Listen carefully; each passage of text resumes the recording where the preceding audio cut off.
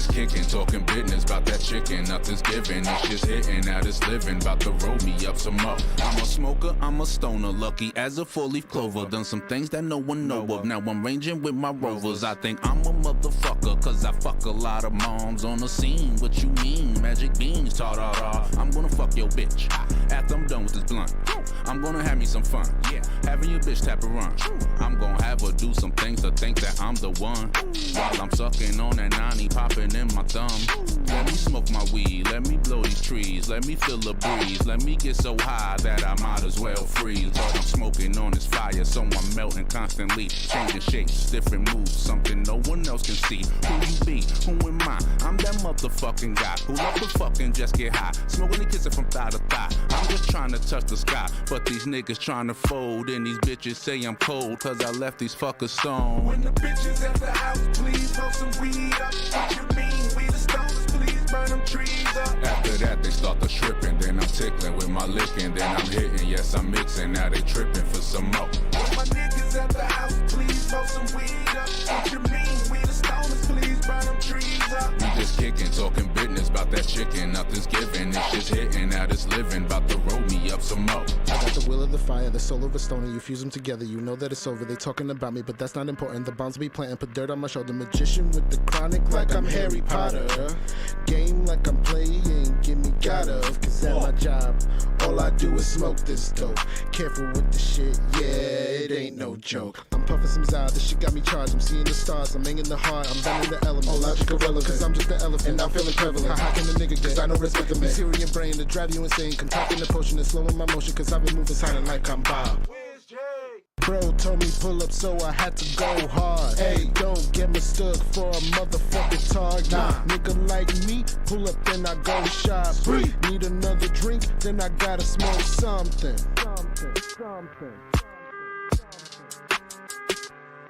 When the bitches at the house, please roll some weed up. What you mean? We the stoners, please burn them trees up. After that they start the stripping, then I'm tickling with my licking, then I'm hitting, yes I'm mixing, now they tripping for some more. When my niggas at the house, please roll some weed up. What you mean? We the stoners, please burn them trees up. We just kicking, talking business about that chicken. Nothing's given, it's just hitting, now it's living. About to roll me up some more.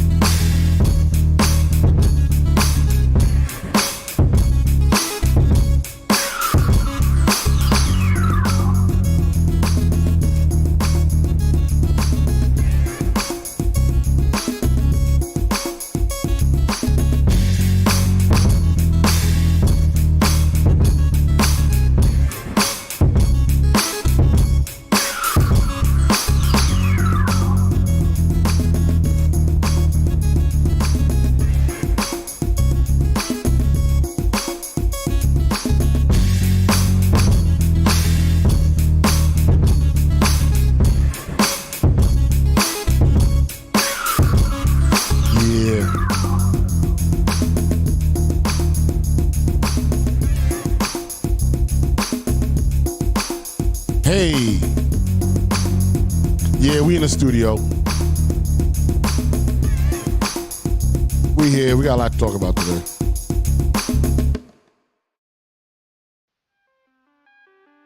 Yeah, we got a lot to talk about. Make sure you share. Big Rich Music. Get online. Let's go for broke, y'all.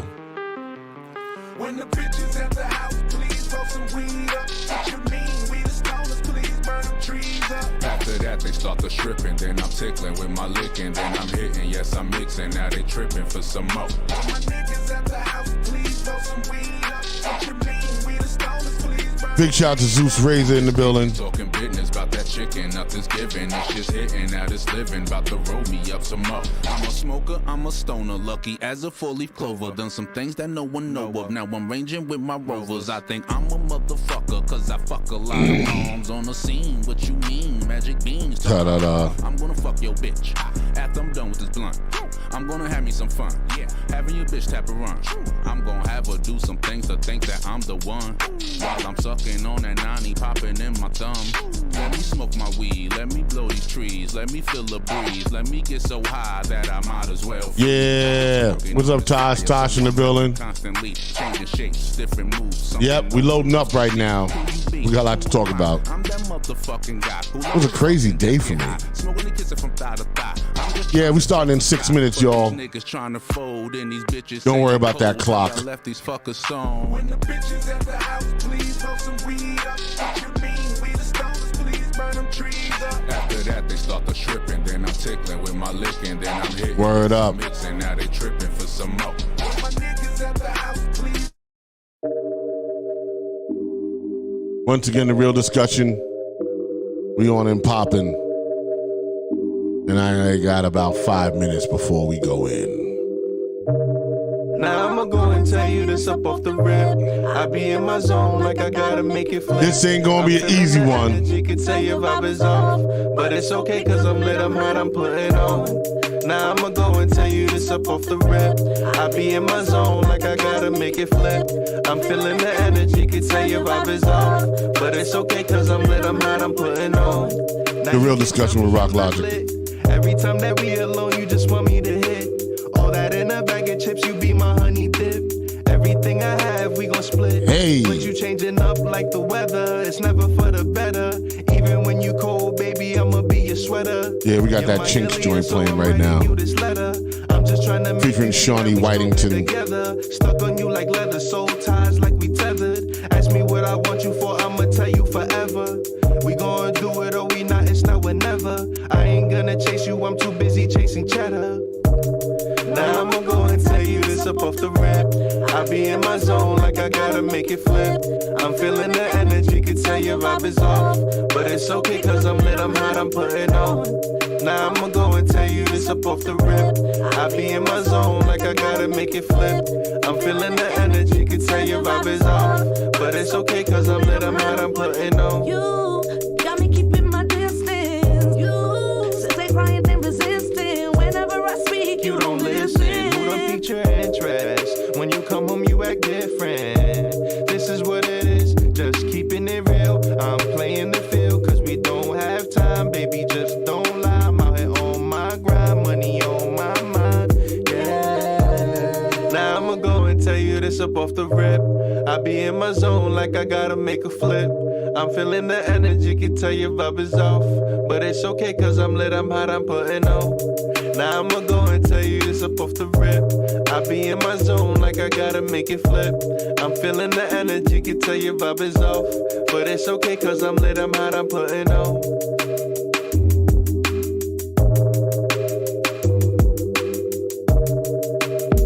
All because of what you did to me, baby.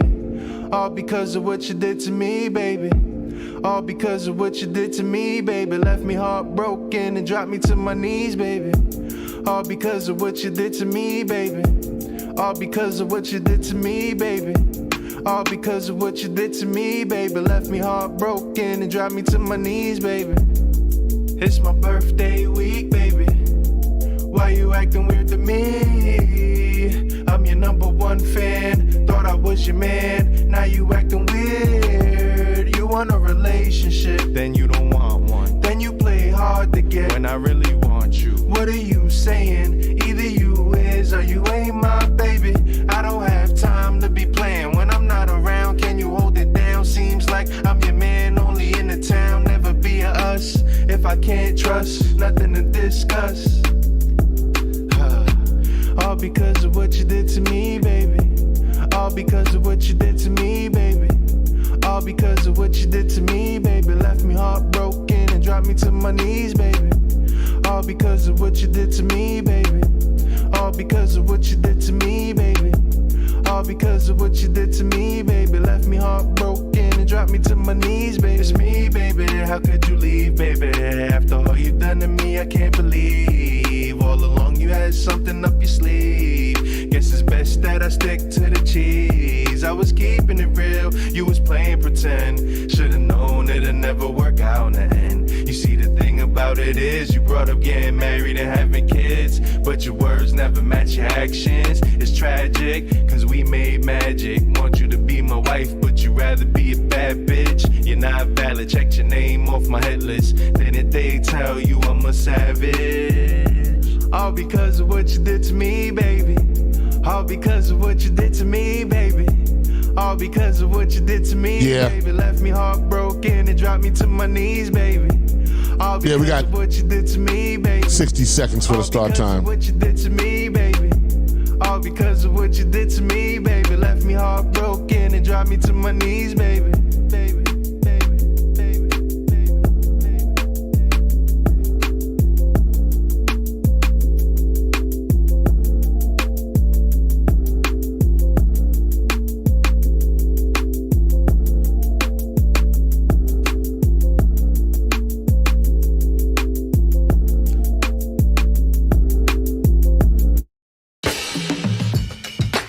Once again, it's The Real Discussion with Rock Logic, Gary Fax, Rocky D, Robin, Heidi Z. Chinks is in the building. Big shout out to my man Jeff. And big shout out to my man DOA, who's still looking for parking. Rock Logic's in the house, y'all. Right now, I got to tell you, in New York City, oh my God. The weather's not too bad, so I'm not too mad about that. Yep, what's good? My man John Smith, like, what's up, Rocco? MOP's in the building. Yes. Big shout out to Renee. Renee is in the building. Yes, Chinks is dope. Talk about it, Rocco. Yeah, we got a lot to talk about. Big shout out to my man Gilbert Rivera. He's in the building. Big shout out to that's cousin Gilly right there. We know Gilly for a long time. Right now in New York City, it's about 80 degrees outside. The sun is good. It's kind of comfortable today. We got to talk about all the shows that went on this week. We got to talk about the Hip Hop Boulevard show in the Bronx. We got to talk about Rock the Bells in Queens. We got to talk about, there was another show. Coney Island out there with Ralph, right? Man, it was a big week. We're going to talk about all the shows that Sticky in the Hood is going to be doing in September with the Fearless Four with my man Peso P. We're going to talk about all that. Big shout out to my man Al Pizarro, Hip Hop Boulevard in the house. Big shout out to my man Doggie Diamons. Big shout out. We had a discussion today, and it was very spirited, and it was respectful. You know what I'm saying? We're going to deal with some misconceptions about hip-hop, right? Judith says, Buenas noches, mis respetos. Didi, Uruguay, Soy, B-Girl, JB China, Zulu Nation old school. Word up. Big shout out to the Zulu Nation. Yep, so we give me a chance to sign in. Big shout out to all my people in Australia. Big shout out to everybody in the Philippines. On that side of the planet, we are the morning show at 7 o'clock in the morning in the Philippines and in Australia right now. So we're the morning show. Big shout out to everybody in the United States. Thank you for tuning in. Big shout out to everybody in New York City. You know what I'm saying? Big shout out to my man Billy Dan's MOP. He just released a new single that just came out, and that's incredible. So we're going to talk about that. We might get Billy on the song, you know what I'm saying? It's possible, Mr. Charles B.X. Smith. Oh, Billy, you need to call in. He's like, it's possible, Mr. Charles B.X. Smith.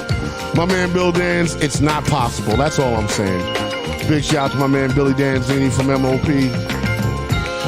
Hey, Doggie Diamonds, Billy Dans might be supporting you. I don't know. That's what he's saying. That's my man. What's up, Johnny? Johnny Crawford. Yeah, you're the morning show here in New Zealand. Yes, big shout out to New Zealand. We are the morning show in New Zealand. Just to let you know, we are worldwide. This is The Real Discussion with Rock Logic. And I'm letting y'all get tuned in. You know what I'm saying? Once again, big shout out to Johnny Jury. Moaka Crawford. Yeah, you the morning show in New Zealand. I sure am. 1, 2, 3, and bang. All right, so let me get down to it. Word up. Oh, big shout out to the show I did in Brooklyn with my man Irv. My man Irv. I can't pronounce his last name. We performed Sticky in the Hoods. We performed Shake What Your Mama Gave You and Say What and all that in Brooklyn on Saturday. It was a great performance, and it was a nice turnout. It was a block party. Everybody was there, and we had a wonderful time. That was dope, you know what I'm saying? I've been a huge fan of MOP from the jump. That's what Zeus Razor says. Danz is a beast. That's right. Billy Danz is a beast on the microphone. You better believe that. So we threw down in Brooklyn.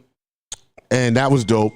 And then a couple of days later, then we threw down in the Bronx. So that was kind of dope. And we performed at Hip Hop Boulevard.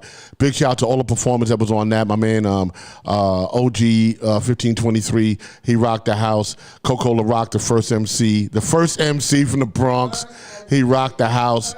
You know what I'm saying? You know, I mean, it was tremendous. You know what I'm saying? And there were, and big shout out to DJ Ultimate. Big shout out to DJ Backspin. Big shout out to my man DJ. I always call him Augusto. I'd be like, Augusto, man, what are we doing? Scratch Master Jazzy G. Big shout out to him. You know what I'm saying? I gotta send you some music from both they. Yeah, definitely. Yo, Johnny. Yeah, definitely send me some music. You know what I mean? So we performed a couple of places, and it was dope. You know what I'm saying? And the crowd response was incredible. I created a new Sticky in the Hood show, so I did something that was very fresh and very new. And, you know, we knocked them out. You know what I mean? Heidi, move your head a little bit over that way. Way. Yeah, there you go, a little bit more. There you go, you're good. All right, cool. We'll move the microphone over to you. You know what I'm saying? So we did a lot of that. Big shout out to everybody that rocked it. Rocked the Bells on Saturday also. We're going to get in there and talk about that. Before I get the whole show started, I want to give a shout out to Jill Fleming. Jill Fleming is like a little sister to me. She passed away 2 days ago from cancer. I was unaware that was happening, so big shout out to Jill Fleming. She moved on into the great abyss, apparently. That's how that went down.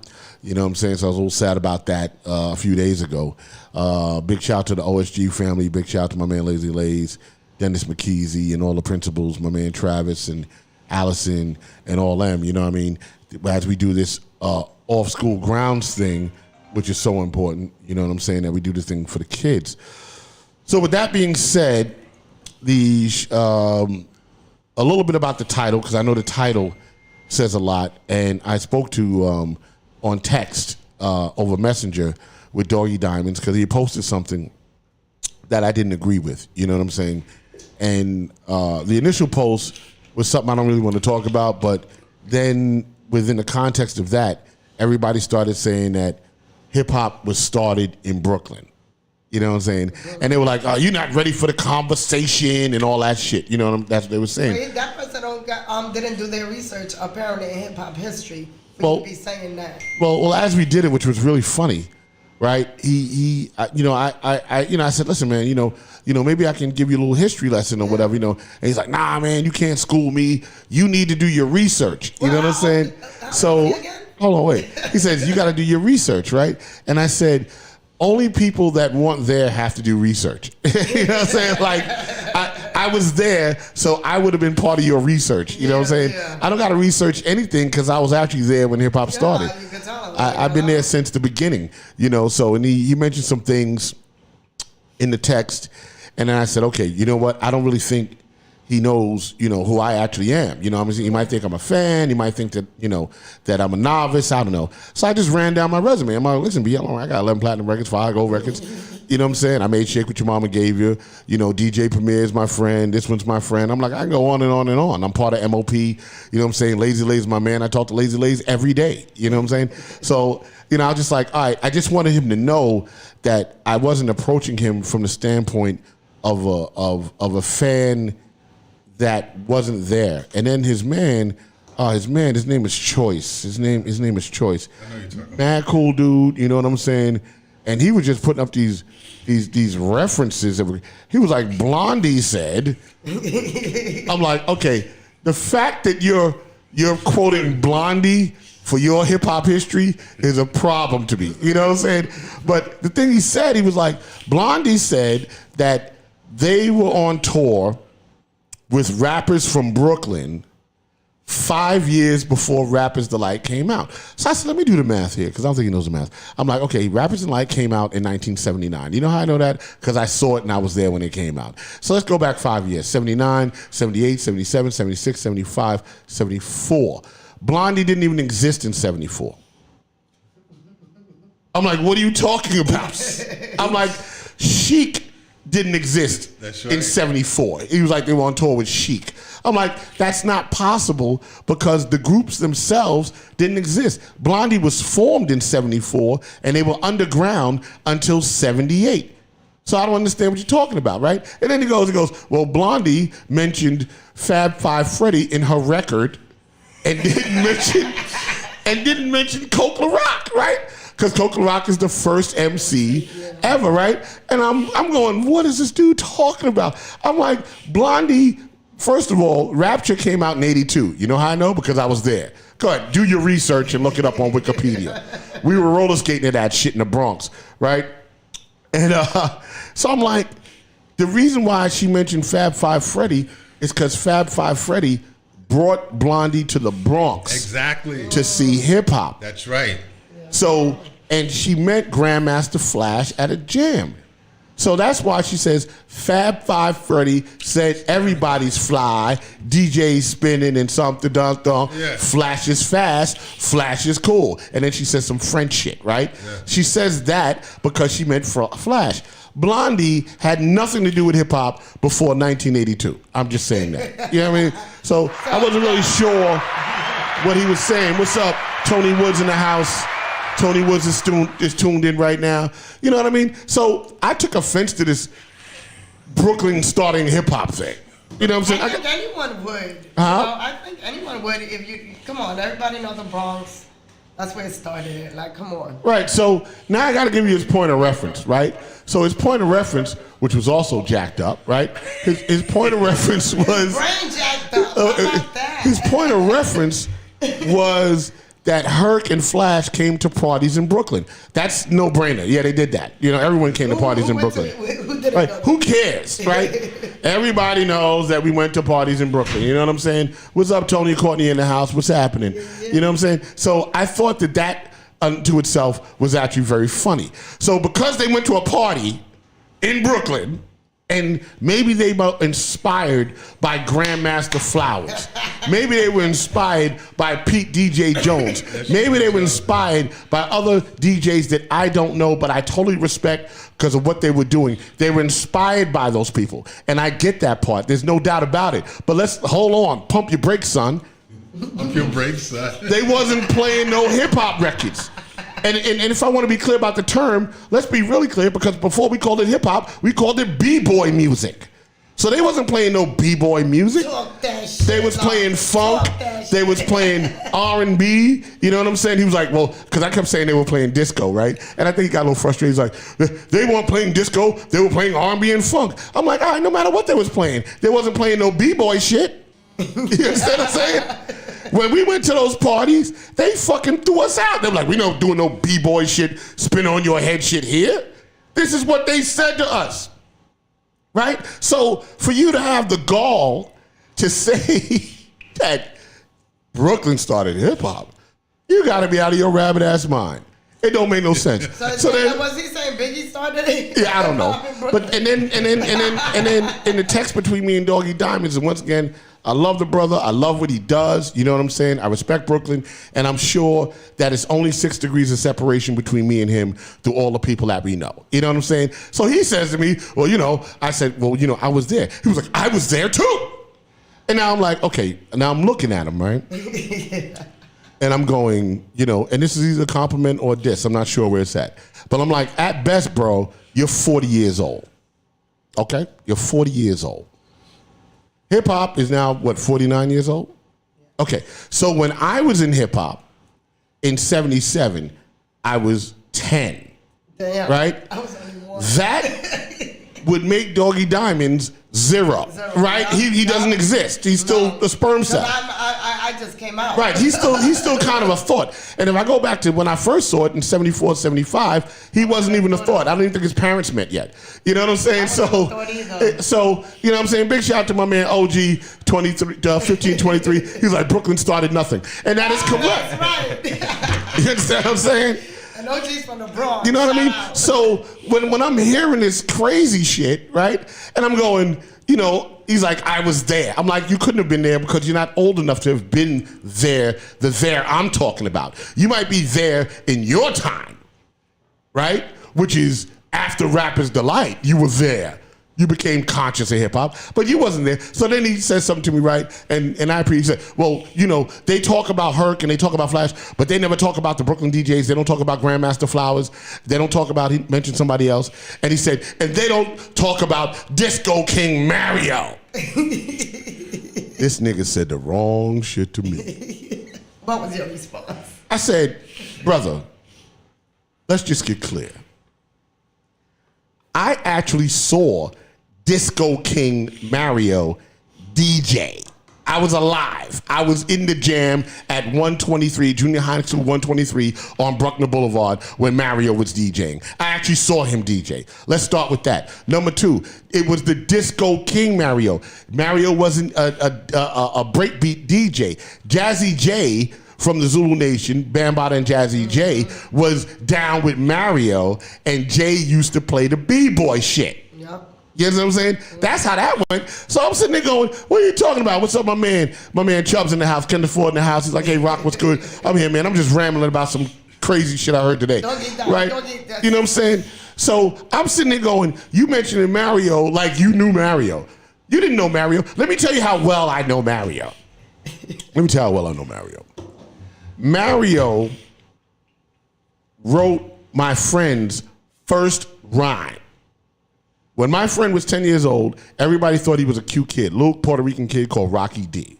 And Mario wrote a rhyme that went, I was standing on the corner, minding my business. Along came a doctor, a copper, and grabbed me by my wrist. So I thought about it years later. I'm like, you know what? Rocky couldn't conceivably have wrote that because it's kind of like an adult lyric. You know what I'm saying? And I'm not saying Rocky didn't contribute to it, but I'm pretty sure Mario pretty much penned the rhyme, right? That's how close I am to Disco King Mario. I can tell you Disco King Mario stories that you wouldn't even fucking believe. You know what I'm saying? So I'm like, you can't come at me talking to me about the origins of hip hop when the truth is you had to research it and I lived it. Talk about it. I am not an academic. I'm not an academic. But you know, he makes himself look like an ass. Yeah, So but he's no, not but you know what? you know. But you know what? It was a and once again, I ain't dissing the brother because I know him. Just, You know what I'm had saying? to educate him. That's But what you did. I'm just like, Educated him. he came at me a little reckless originally, and he's like, you got to do your research, and I'm like, well, maybe you should do the research on the person that's actually texting you. All you got to do is hit my profile, and you can see most of the shit. You can see hundreds of videos on YouTube about me. You can see all my records. You can see all my accolades. You can see everything about me. You know what I'm saying? And then when I ran it down to him, and then he kind of like the temperature of the text changed. You know what I'm saying? And I was like, all right, this is cool. You know what I'm saying? But and then in the text I said, listen, you know what? For all intents and purposes, I was there, but I wasn't a participant. And the people that I'm fighting for are still alive. So since you think, right, and all you Brooklynites think, or some of you Brooklynites, because y'all got respect, since you think that hip-hop was started in Brooklyn, I'm like, Doggie, why don't you actually get Kool Herc on your show and tell him that shit, right? And then see what his response is. Yeah. Right? Why don't you get Flash on your show and see what his response is, right? And I said, I was driving in the car, right? I was talking to Robin and Chicks. I said, if Flash goes on there or Herc goes on there and says, what's up, Coco Dreams? She's in the house. She's like, candles don't make light bulbs. Oh, she saw the shit.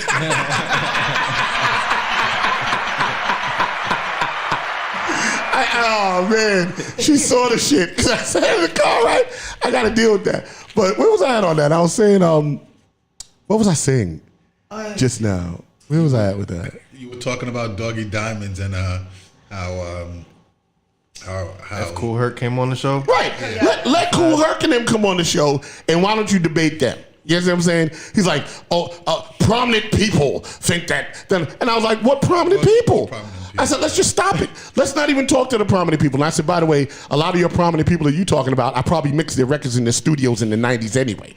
All right? And let's be clear. MC Sticky in the Hood Shake What Your Mama Gave You, is an industry standard. Rock Logic is an industry standard. When I walk in a room and I'm amongst the stars, they come to me and we say hi and we hug and so on and so forth, and every one of them got a story about me. I don't just know them, they got stories about me. You know what I'm saying? So I'm sitting and I'm going, you know what I'm saying?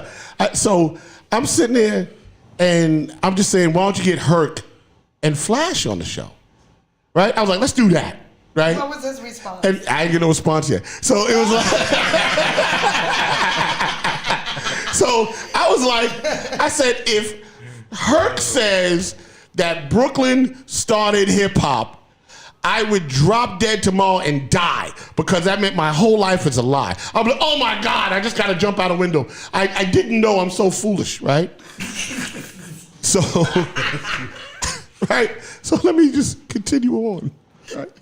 So I'm like this, you know. He said, "Hold on, wait." In the chat room, Zeus says, "If Just Ice gave his opinion on that, it would be unapologetic." Yes, Just Ice is unapologetic dude. Let's just start with that. Exactly. You know what I'm saying? Oh God. So I, you know, and I was just like, "Yo, like that's it. Just didn't happen."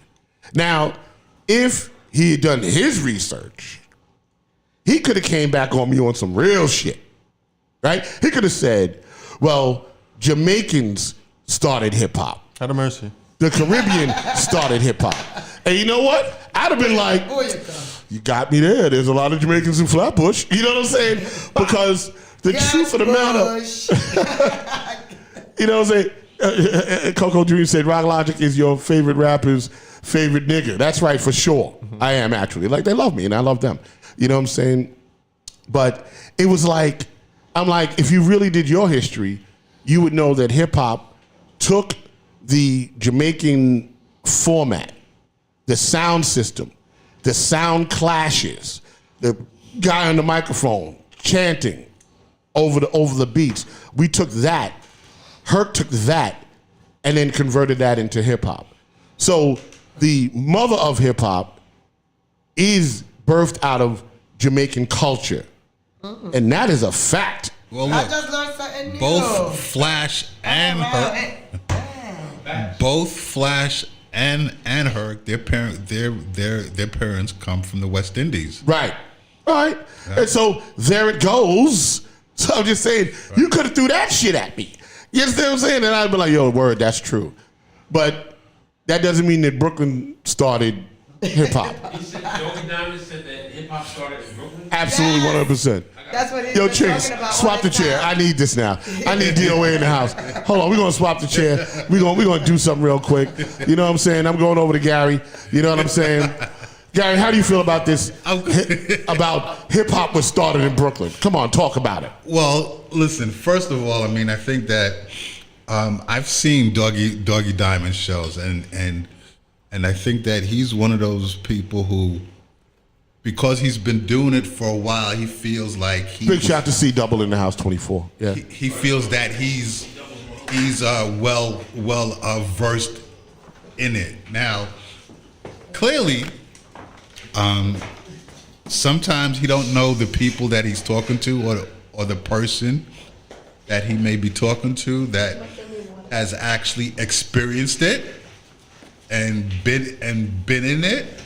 Now, what I can tell you, me being a Brooklynite, because I grew up in Brooklyn.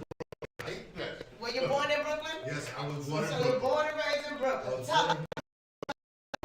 So, yeah, tell me how it happened. Come on, Kim. What I can tell you, and I lived in Crown Heights, Flatbush. So, around the corner from where I lived was Empire Roller Disco. Right. Oh, yeah. Everybody used to come to Empire Roller Disco. Yeah. Everybody. Like, the first times I've seen DJs from the Bronx, like Jazzy and them play, they came out to Empire Roller Disco. Correct. Just Ice, actually, his mother lived right next door to my house. Right. Right? That's how I met Just Ice and got introduced to all the cats uptown. Salute to Just Ice. Okay, all right. Now, something... Hold on. Doggie Diamond, what's up, brother? And I'm sorry I didn't spell your name right. There we go. Yo, black man. Black man, I apologize that I didn't spell your name right, and that's my bad. And said, at least spell my name right. Conversation I could easily been in. Absolutely. Listen, let me tell you something. At any given point, Black man, you are very welcome to come on the show. Or I can pipe you in right now, right? I'll send you my number and I'll pipe you into the board and then we can have that conversation. You want to do that? You know what I'm saying? Because I want to, I want to hear your piece. You know what I'm saying? So once again, big shout out to Doggie Diamons. You know what I'm saying? And once again, he said, at least spell my name right, nigga. Like, yeah, you right. That's right. Also, that's my bad. I'm a bad speller. Yeah, go ahead. let me just say, Just hit me on the IG. I mean, hit me on the on Facebook, and then I'll zoom you my number real quick. You know what I'm saying? And I'll put you on the board, and then we can talk about it. Yeah, go ahead, DOA. let me just say one other thing now. Everybody knows of the Harlem World uptown. There was a Harlem World actually on Bedford Avenue in Brooklyn. He said no. All right, go ahead. Right? There was a Harlem World on Bedford Avenue in Brooklyn. I remember as a kid, now the first time that I seen it, like it was burned down, right? But it was still a Harlem World sign.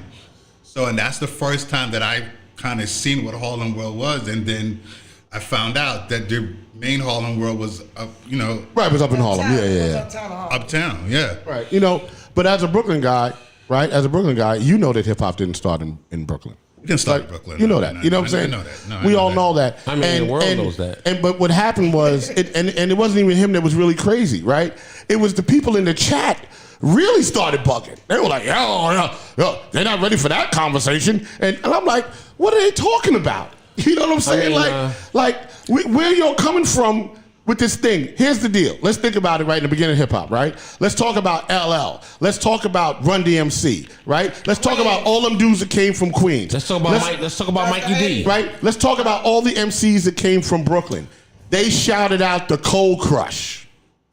They shouted out the originators of hip hop, right? Now, if you from Brooklyn and you know hip hop started in Brooklyn, then you're gonna shout out your heroes. They ain't never been shouted out on no records. Queens, the same thing. There were people in Queens that were doing hip hop, so on and so forth. LL and them, they never shouted out anybody in Queens and claimed that they started hip hop. Nobody did that. You know what I'm saying? Doggie Diamond says, this shit is lame. I'm clout chasing and at its finest. No, it's not, because I don't clout chase, because I got clout, baby. First of all, salute. Wait, he said you clout chasing? Hey, I'm not clout chasing. Listen. Oh, wait, hold on a second. No, hold on, stop. I am not clout chasing because I don't have to chase clout. You know what I'm saying? I don't have to do that. I got clout already. You know what I'm saying? How about that? The only thing that happened, bro, was you just and you've been on my page for a long time, and I never like engaged you on my page until I saw that statement, and then it just made me engage you. But other than that, everybody knows, you know what I'm saying? I do my own thing. I've been doing my own thing for years, and it is not clout chasing at its finest, because my resume is deep in this fucking game. You understand what I'm saying? I'm not at you like that. You know what I'm saying? I'm like, and I'm telling you that I probably know some of your people. You know some of my people. You know what I'm saying? I know that you know MOP. Those are my people. All that stuff. You understand what I'm saying? So it ain't. You know what I'm saying? I ain't even on it like that. I ain't clout chasing. You know what I'm saying? I've been a star since '92. You know what I'm saying? I made Shake What Your Mama Gave You. I made Say What. I'm the king of the hype man. I started all the hype man shit. Google you. So I'm not. There's no clout chasing on my platform. I was just addressing something that you said that I thought needed to be addressed, because you're a very public figure and you're a very vocal figure, and you were saying something that was inaccurate. That's all it was. That's it. It has nothing to do with me clout chasing you or all that. You know what I'm saying? You at the top of the game, and I love your show. I watch your show. Robin watches your show. They all turn me on to you to watch your show. Lays from MOP watches your show. We all watch your show. So this ain't about no clout chasing. You know what I'm saying? Because I'm not a clout chasing nigga. Because I don't gotta chase clout. You know what I'm saying? I don't gotta do that. I was only stating a fact that you just said something that was an incorrect statement, and I wanted to address the statement. That's all that this shit is. He should take that like you were teaching him. You know what I'm saying? Right. He shouldn't even take offense to that. Right. Like There was you said something that is totally wrong. Right. And all you did was correct him. Right. And I wasn't being arrogant in it. I wasn't being like, yo, young blood. It was none of that shit, baby. It was none of that. Don't get mad, but there's absolutely no Just clout chasing. learn. I don't clout chase. I never did. You understand what I'm saying? I don't have to. When I walk in the room, you know what I'm saying, people know exactly who I am. So I don't have to clout chase anybody. And I have the utmost respect for you and your platform and your show. You know what I'm saying? So I don't disrespect. What's up, DOA? Salute everybody. Salute. You know what I'm saying? DOA in the house. It's Friday. First of all, salute to Doggie Diamons. I follow him. I watch his show all the time. Very good content. I actually met the brother out in passing out in Jamaica, Queens, sometime last year. So he's everywhere. Doggie Diamons is hands on. He's very articulate. I didn't hear the statement of him saying hip hop started out in Brooklyn, but I will say this. At some point in time, each borough in New York City, because, you know, hip hop, besides the Bronx, New York as a collective is the foundation of hip hop. And every borough has their own story. Now, if he wants to go back to that as far as like Divine Sounds, it was a lot of that's the song. There was a lot of dudes, artists that contribute to hip hop. So if he wants to talk about how it started in Brooklyn, that's fair. But to say that hip hop started in Brooklyn, the world knows that, and Doggie Diamond is a very intelligent man. He knows that. He's right. Not, you know, this man knows the history of hip hop. He's been around too long. I'm 51 years old, and I know that. There are those that will say hip hop didn't start in the Bronx. Right. You know what I mean? So my thing is, we can go on and on and on about where it started, but we don't even own the motherfucker. Let's talk about that. Listen, and I'll deal with that. It's a culture. Wait. That's a whole other convo, bro. That's another conversation, and let me deal with that real quickly, because we are taking back the fact that we don't own it. The fact that the Universal Hip Hop Museum is on 149th Street off of Exterior Avenue in the Bronx is a testament that hip hop started in the Bronx. Right. You understand what I'm saying? Hip Hop Boulevard is a testament that hip hop started in the Bronx. That's you understand what I'm saying? Right. So and I'm part of the Hip Hop Museum, right? And I said to him, I said, listen, if your argument is that, then let's have that discussion, because maybe we need to change our approach at the Universal Hip Hop Museum. You know what I'm saying? The initial exhibit started from '73, and it talks about that, and there's no mention of Brooklyn at the incarnation of hip hop. You know what I'm saying? It wasn't. So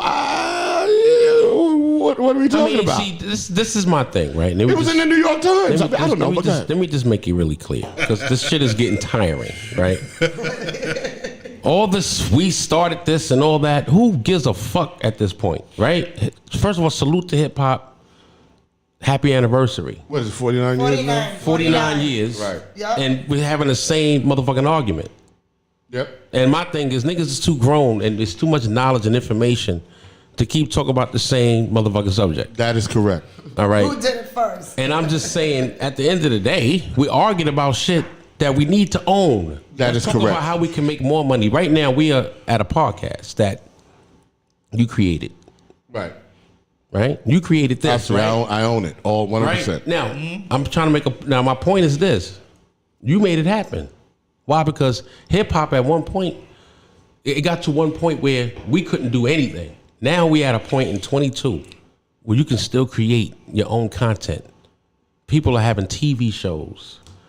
People are having sitcoms and making movies of hip hop culture. Let's talk about what we're doing now. I don't want to keep going back. We could talk about slavery. And I agree with that.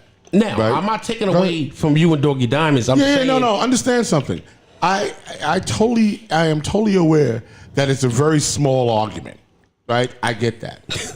It's a small argument. You know what I mean? Like it doesn't even mean anything to me.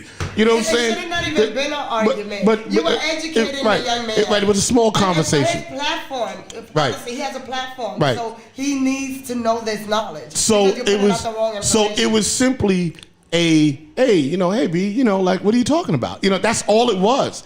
You know what I'm saying? And we kind of went back and forth, in the conversation. And I was just like, oh, well, listen, I'm just trying to, say that, what you're saying is not accurate. It's not true. It was sticky. My world and my planet is far bigger than podcasting. It's far bigger than it's a huge world. No, I'm just making a point. No. I work 24 hours a day. You know what I'm saying? So doing a multitude of things. So it was just that I was just simply going, hey, you know, like, this is who's talking to you. I'm this guy. You know what I'm saying? When you mentioned Disco King Mario, I was like, yeah, well, yeah, okay, but I was actually there for Disco King Mario. I actually saw these things. And I was coming from a standpoint of, you're a young guy, you're an intelligent guy, but as a culture, right, we have to stop that particular cancer, right? We have to stop that division, right? Because everybody in New York City has their rightful place in hip hop. There's 100% of that. You know what I'm saying? And that's kind of where I was with it. You know what I'm saying? Trust me, I know I got a bigger life for this conversation. This is what I was trying to say to you, right? Doggie Diamonds, I don't know the man. Salute to him. He's a very intelligent man. He's been around too long. He knows. He should know. Well, He knows. Hold on, let me finish. He knows hip hop didn't start in Brooklyn. I think he was fucking with you to get some sort of dialogue. Yo, Robin was like, "This is Brooklyn niggas, man. They know what it is." Testing your ass. Yo, Robin was like, I think he's trolling you. I'm like, fucking with you. Don't Diamonds know hip hop started. I'm like, he doesn't even know me to troll me, but maybe he is just fucking with me. You know what I'm saying? And I was, and that's kind of all it was. And then, oh man, who's this guy? Man, there's a guy that's in the and he's cool too. You know what I'm saying? This nigga was referencing Blondie and shit. I was like, listen, if that's your point of reference, B, then you're really off base. You know, there was a lot of Choice Felton. Big shout out to Choice Felton. We had we've been going back and forth in the chat too. You know what I'm saying? So I want to give a big shout out to Choice Felton, and he was saying some stuff, and we were kind of going back and forth. And once again, it was a friendly, spirited conversation without any derogatory shit. You know what I'm saying? I would never be derogatory towards another black man that's doing his thing. You know what I'm saying? Right. I'm not the crab in the barrel nigga. You know what I'm saying? Nah, I'm with the upliftment part. But see, what I love about what you're doing now is that it just goes to show how passionate you are about your education of hip hop. Right. I just think Doggie Diamonds is fucking with you. The man is an intelligent dude. He's been around a long time. He's probably a nigga. I'm not coming on your fucking show. Let me tell you something. I don't even know Doggie Diamonds, but I've been watching him for quite a long time, man. I know the history with the World Star thing. Mm-hmm. Things was taken away from him. He knows I know what I'm talking about. Yeah. Things was taken away from him that he started. You know what I mean? But the man has too much knowledge of himself to know that hip hop didn't start in Brooklyn. I just think he was fucking with you to pretty much get some dialogue. Because he has, I forgot the gentleman's name that's on this show. That's he's an older guy that knows all the history as well. I know who you're talking about. Yeah, I mean, come can't on. remember his name. Doggie Diamonds. Salute to Doggie Diamonds, man. He was beefing with Whack 100 and all kind of shit. Doggie Diamonds the street nigga, man. That's the street nigga from Brooklyn that's to run the streets and shit like that. Right. He knows goddamn well hip hop didn't start in Brooklyn, man. Right. Well, he just fucking with us. Right. And you know what? And I enjoyed the conversation. I hope he was. But I felt compelled, you know what I'm saying? And then I just started just calling friends randomly. I was like, yo, LG, did hip hop start in Brooklyn? You know what I'm saying? No, you didn't call LG. He got you. He got you.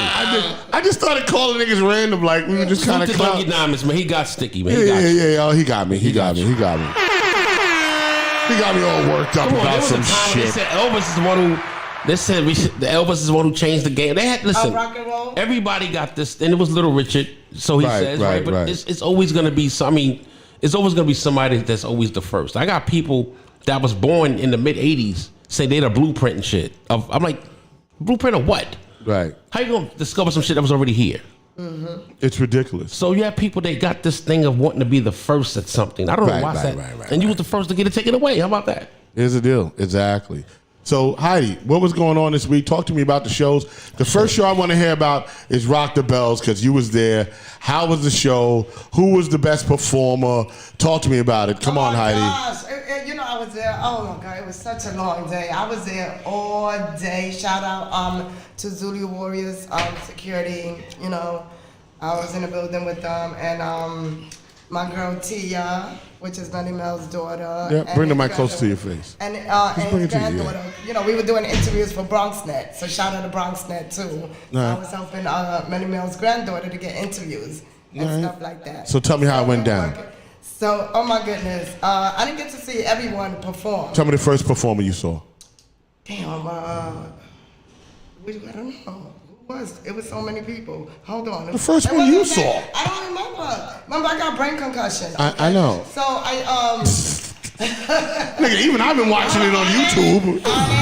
I think probably because I was on stage and filming Onyx. Okay. Because I filmed Fat Joe and Remy. Yes, I saw Trina. that. I saw that. I filmed Trina. I filmed a little bit of Rick Ross. And Busta Rhymes. You know, Busta Rhymes always he did. Oh my goodness. Yeah. He always shuts it down. Fat Joe Remy definitely did that thing. Brought out Papoose. Brought out the daughter Papoose. You know, rhymed and stuff like that. I miss Jadakiss. Did you see Lil' Kim? Yes, I did. I even got a video of me saying, "I love you, Kim," and she said, "I love you too." Let me tell you something. I love Lil' Kim, but she was looking a little crazy on the stage. She always looks crazy. That's my girl. Nah. You know, she got her. She's like I want to blow what's her name up, Trina. No, hold on. I gotta deal with something. Hold on. Lil' Kim look like a little boat, right? She's like a little floaty thing. She does that right? She's a little floaty thing. Right? She's 5'5", and she looked like she was about 210 pounds. I have an idea for a skit with that. What? Yeah, the floaty thing. Yeah. You know what I'm saying? I thought she had a great performance, but I definitely think that the plastic surgery as she's gotten older isn't really faring well. That's a whole nother topic. Yeah, and I'm not on it like that. I'm not even on it like that, but I'm only saying that it doesn't look like it really fared well. And I was actually stunned when I saw it, and I'm like, that's Lil' Kim. I'm like, wow, this is Big Kim. You know, she's like Big Little Kim now. You know what I'm saying? Like she kind of blew up. Probably after she had her daughter and stuff. So women's body change and stuff like that. So. Right. Tell me about the Busta show, and then I'm gonna talk about it. The Busta was really good. I finally made it to the front because I was like, nah, I don't want to record Busta from the side, from the back. I need to go to the front, so I made it all the way to the front. OG said, Lil' Kim is a leprechaun. Oh wow! Shout out to Lil' Kim. Man. Shout out to Lil' Kim. You don't want to Listen, we love Kim. We love Kim. But somebody has to tell the truth. That's all I'm saying. Busta, of course, shut it down. I loved his performance. I love Rick Ross' performance. I'm a Rick Ross fan. Okay. You know what I'm saying? He was dope. He was dope and stuff. I didn't get to see Joel Santana and them. I saw them on the screen in VIP. Okay. How was the performance? It was alright. Okay. You know, that's not for me. I like hype. But that wasn't for me. Gina did good. I didn't like her attitude, Yeah, but go ahead, keep going.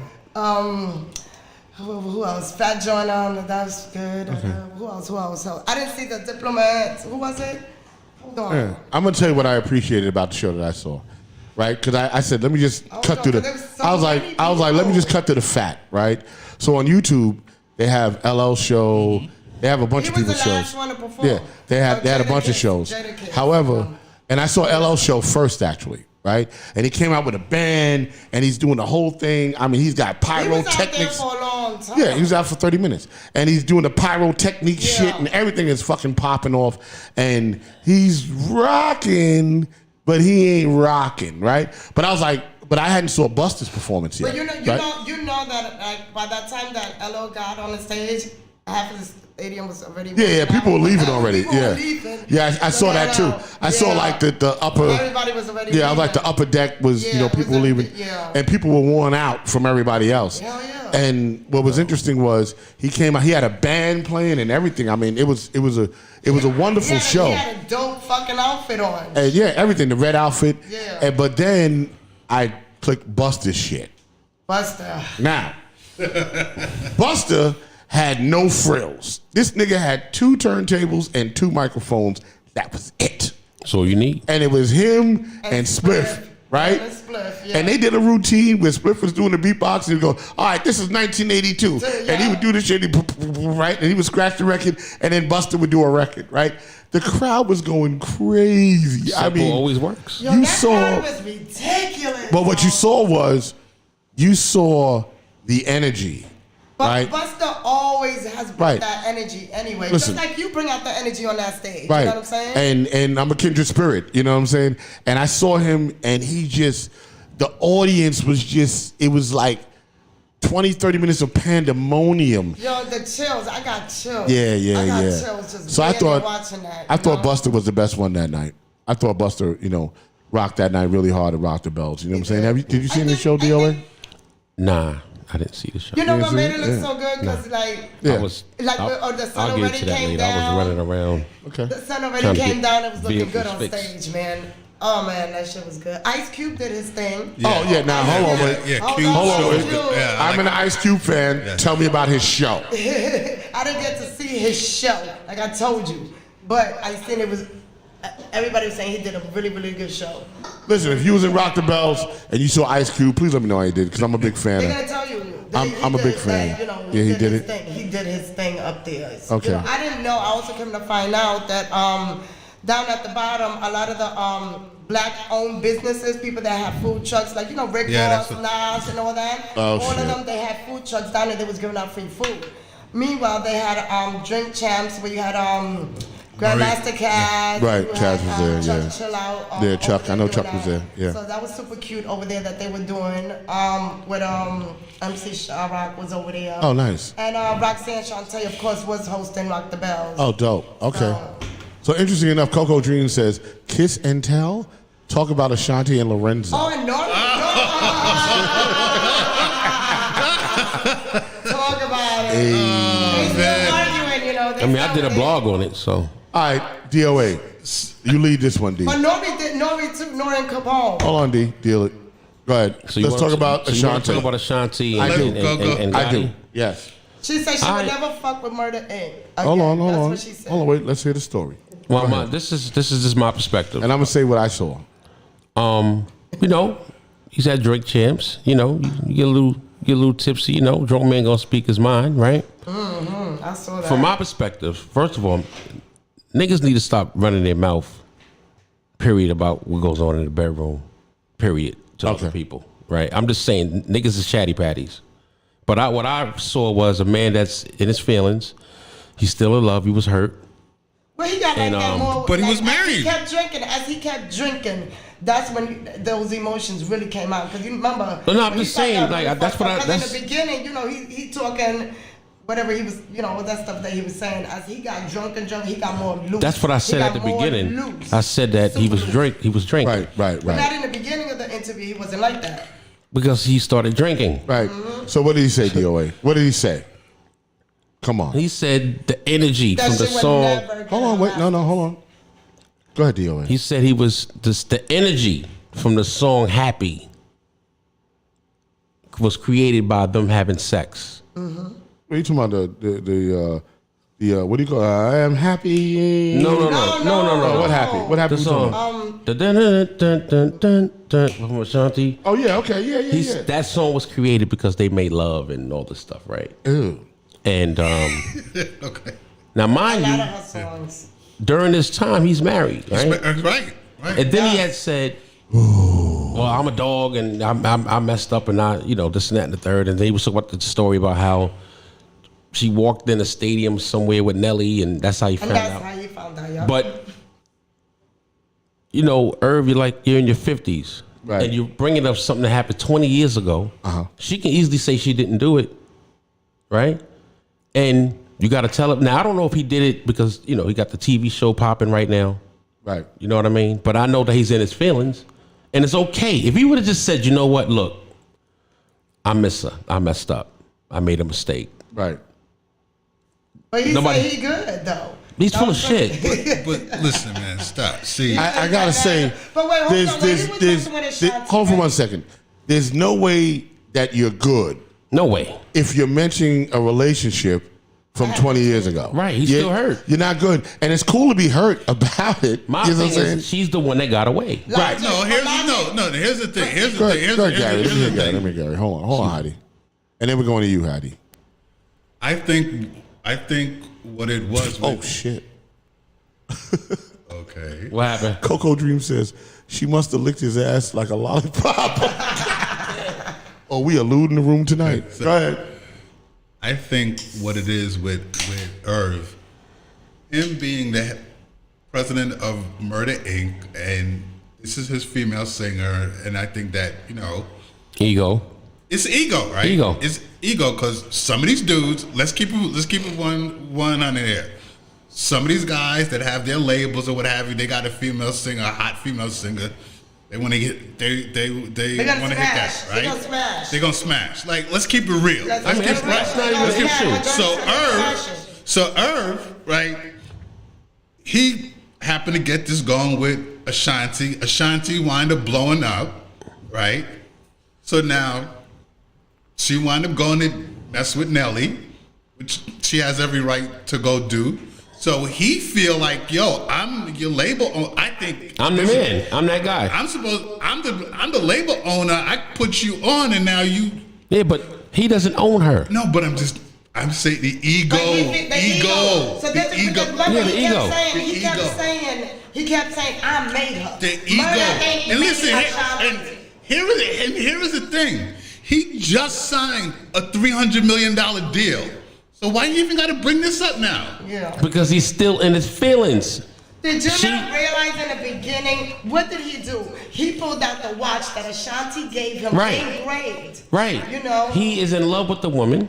He's never let it go. I don't think he's ever gonna, he's not gonna admit to that. But hold on, y'all. Hold on. And I think Sad day. It's a sad day. Yo, what's up, ladies? Big shout out to Lazy Ladies. Yeah. What up? It's a sad day. Listen, let me tell you something, man. There were two major scandals this week. One was when they raided Trump's crib, and the other one was when Irv Gotti went up there and made a fool of himself on Drink Champs. There you go. Hello, Rock, you hear me? Yeah, we here. Baby, I just muted the mic so I can hear you clearly. That's all. Okay. Yeah, two major scandals. First and foremost, Irv did a couple of taboo things. And shout out to my boy Ja Rule, who was trying to bring him back.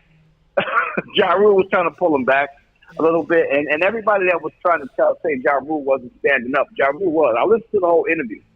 Worst Drink Champs interview ever.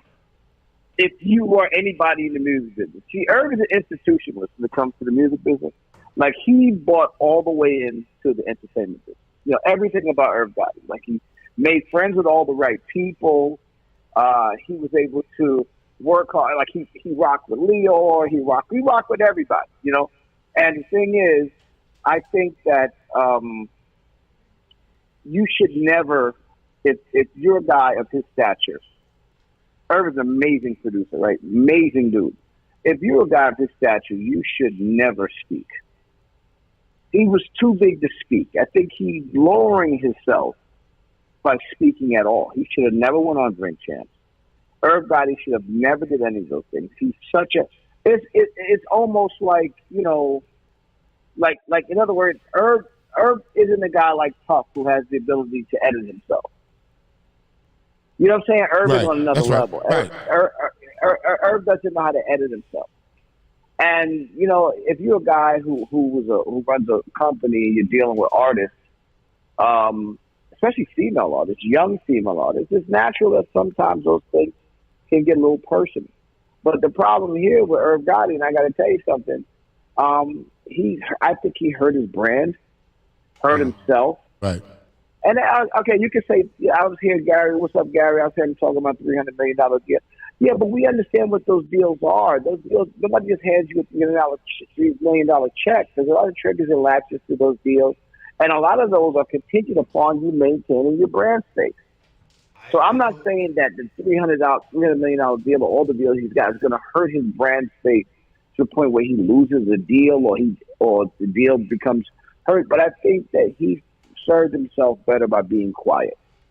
He should have sat his ass back there, answered a few questions, and let Ja Rule, who was able to be more diplomatic, take the reins of that interview. He even made Steve Francis uncomfortable in the interview. Like, he was telling, like, he's a guy telling stories. Like, in other words, we tell stories all the time, but some stories, you know, we just can't tell you. That's right. We edit it out. Yeah. We have to do some self-editing because we don't want to put the people that are not there that can't speak for themselves. He was talking about doing ecstasy in the presence of NBA players and gambling. There's a lot of things here that he's doing that's ridiculous. You know what I'm saying? Can anybody say Pete Rose? What are we talking about? I'm gambling $175,000 on a game or $50,000 on a game at the arena when I'm friends with the players, like, what are we talking about here? Right. We have gotten too loose and stupid. Here's the problem here, man. You know, we as African Americans, we are starting to get to a point where we are starting to create generational wealth. You know, like a guy like me, like I bring my daughter in, I give her a company. Like we're starting to create wealth on from a generational space. But we ain't been around long enough to really know how to handle it. So you take a dude off the street corner and put some millions in his pocket, it gets a little goofy. I think everybody gets a little goofy, but Herb should have known better. He should have known better than to have any of these conversations, especially talking about his personal relationship with Asante. Right. You know, because ultimately, even if they're not doing business anymore, his feelings are hurt. He really made us look. I mean, and I gotta tell you something. As much as I respect Herb Gotti, I like him. You know, I've always liked him. I knew him from back in the day. Was never really close to him like that, but you know, he was kind of, you know, kind of a goofy guy, but kind of talented dude and connected with a lot of great people. You know what I'm saying? Like he was, you know, plugged in. I didn't really take a side, even when we were dealing with 50. I didn't really, not that I didn't take a side, but I never said a bad word about Herb Gotti or Murder Inc. That was amazing. What they did was amazing. His work with Jay-Z, DMX, Ja Rule, some amazing work, man. But why do that to yourself on a podcast, basically, on Drink Champs? As Right. great as Drink Champs is, why do that to yourself and then dismercify the greatness, your greatness as a producer, especially with and then smearing this young lady's name? Now he's using a B word. This is like, it's a corny.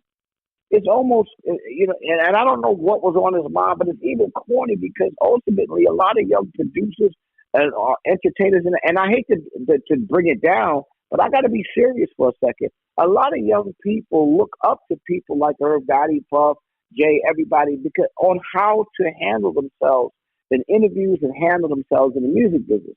So when you do stuff like that, that lowers your value, and it really bothers me. And if I ever had a word, if I get a chance to talk to the brother, because I play a little golf with Ja Rule. You know, I've been hanging with Ja Rule. He's a nice guy, businessman. But if I ever get a chance to sit down with Herb, I'm gonna sit him down. I'm like, look, man, I don't give a damn how much money you got in your pocket, how much money you make in your pocket.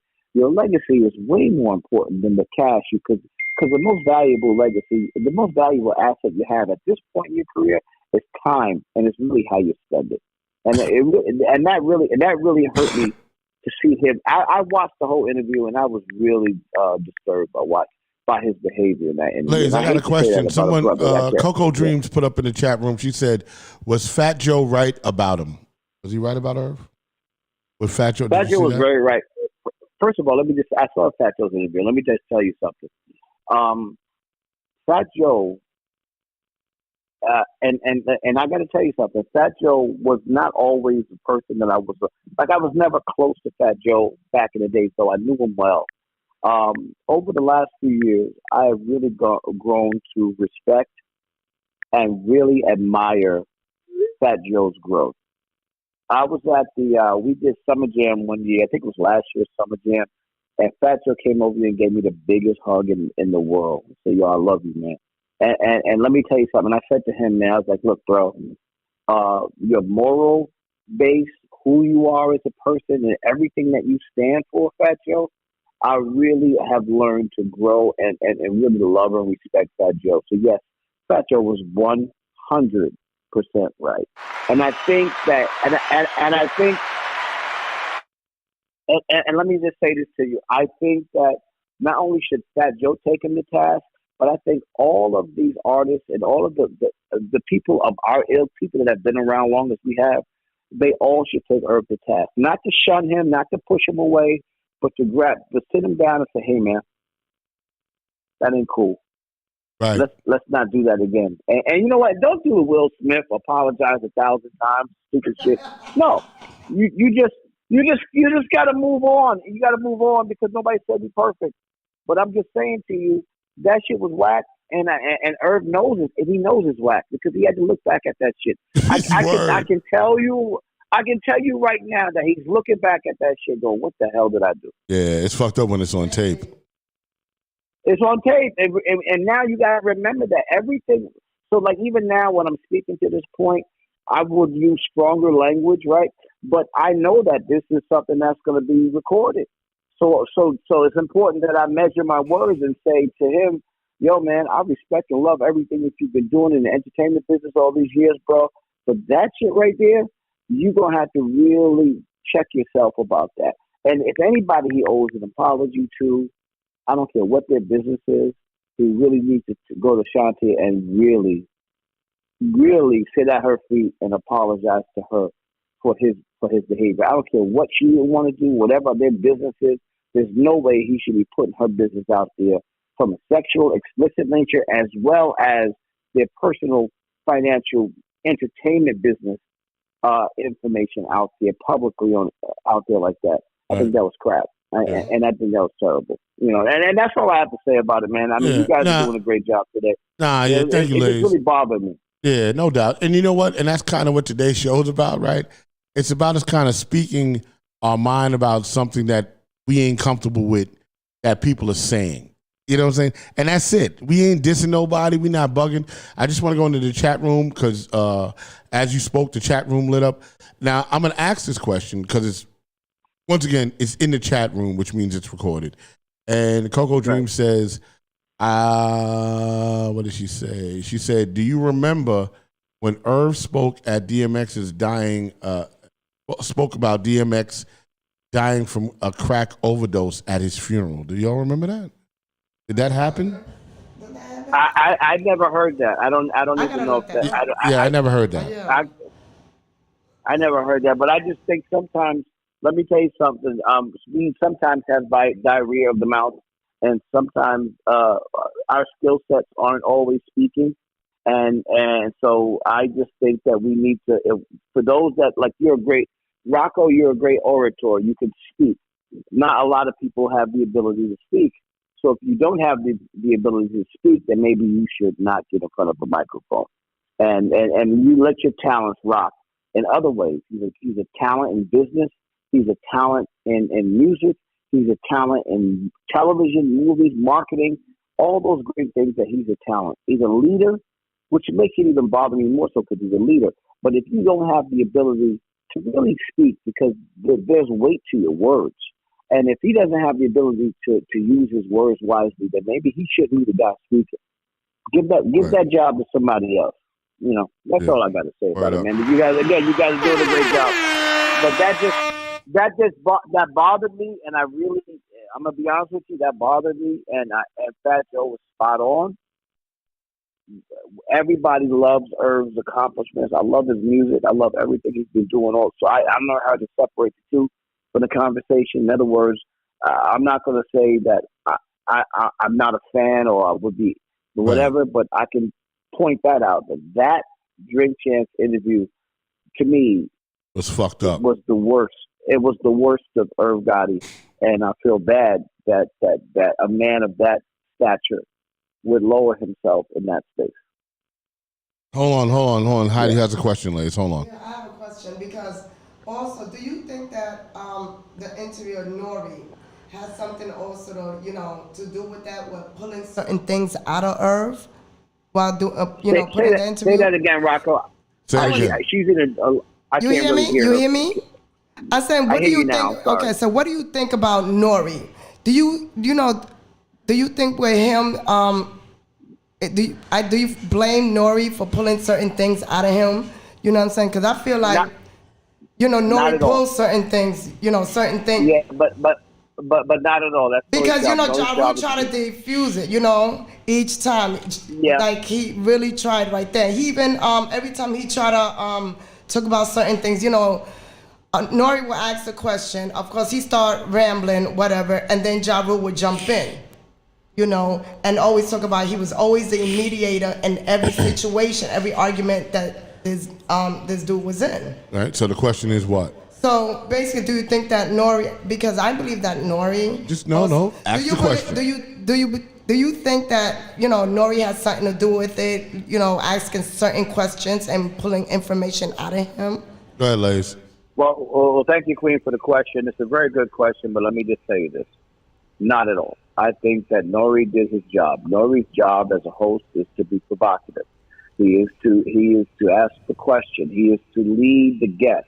It's the guest's obligation, especially a guest of a certain stature, to measure his words. You know, back in the days, they used to have with Motown and those other record companies, they would have training. They would train their artists like Diana Ross, The Supremes, Marvin Gaye. Right. They would train them on how to go out and do interviews. Ultimately, we out there, we thinking that we could bring that street shit into the space, and we think it's cute bringing that street shit into the space. But you know what? Listen, ain't nobody in this room more street than me. I'm gonna tell you straight up and down.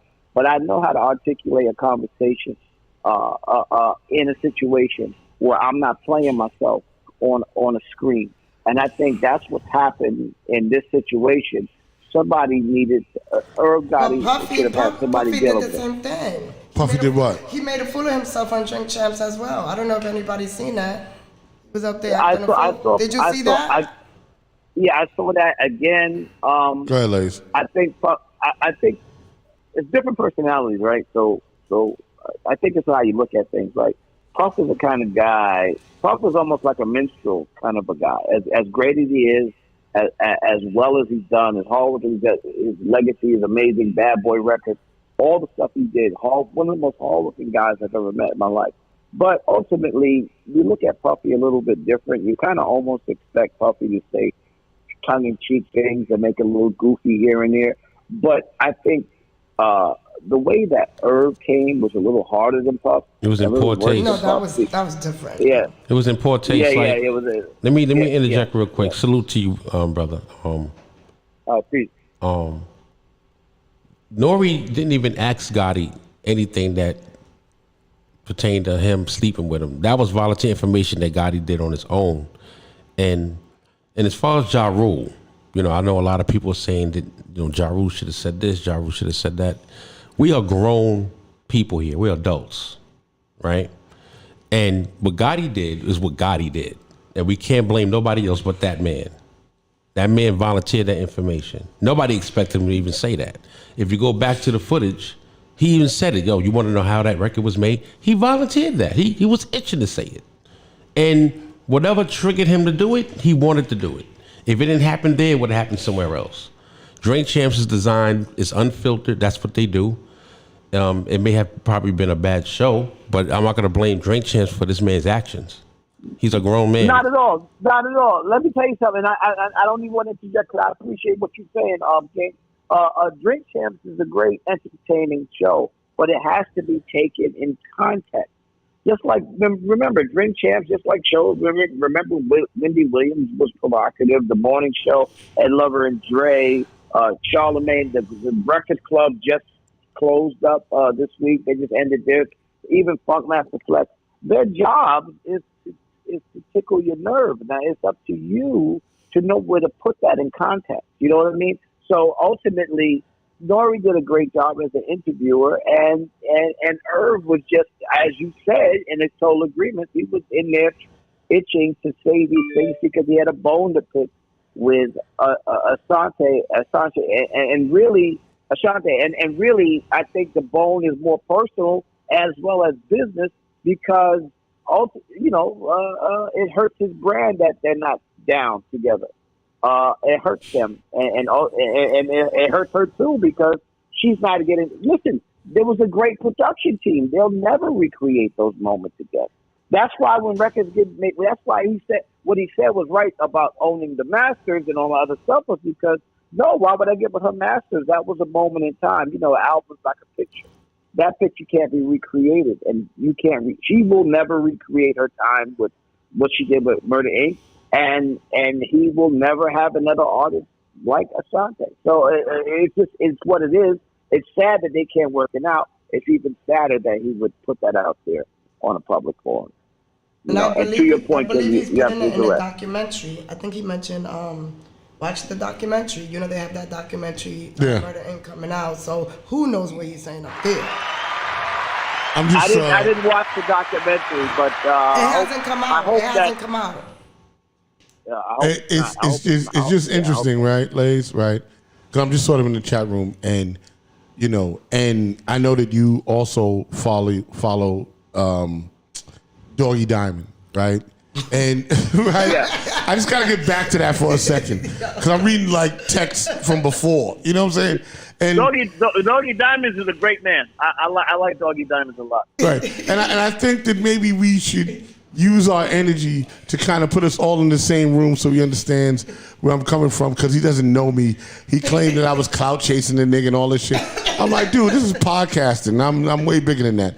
You know what I'm saying? But then there was this dude, Kareem Bliss Johnson. He's like, who are these dudes, yo? He's like, why are these dudes putting your name in the title for content, right? And I'm like, you know, and these are all these people that ain't researching and doing their history.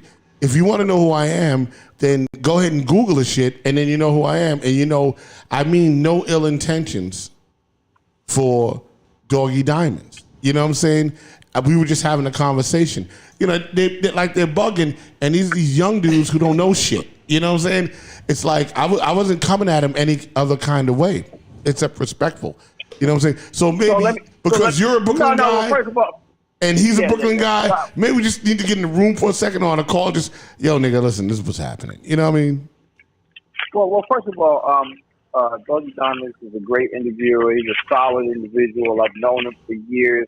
I've admired what he did. And the problem with some of these guys, and I'm not, Doggie Diamonds, I'm not making him a part of this conversation when I say this, but the problem with some guys is it's not the guy, because obviously you and the brother Doggie Diamonds could get in the room and have a conversation and compare notes, because he's a pioneer in his own right, but you are also a pioneer in your own right. So what do we, like, in other words, what is the conversation about? Who was more of a pioneer, or who knows more? And it's mostly guys that are like internet trolls, or guys that are on the internet, or whatever the case may be, that haven't done anything. You know what I'm saying? Ultimately, I mean, hip hop. The thing about this thing of ours called hip hop is either you were there or you weren't. You know, it is what it is. You can't say. No one can tell you that Rock that you weren't there when you had all the equipment. You know?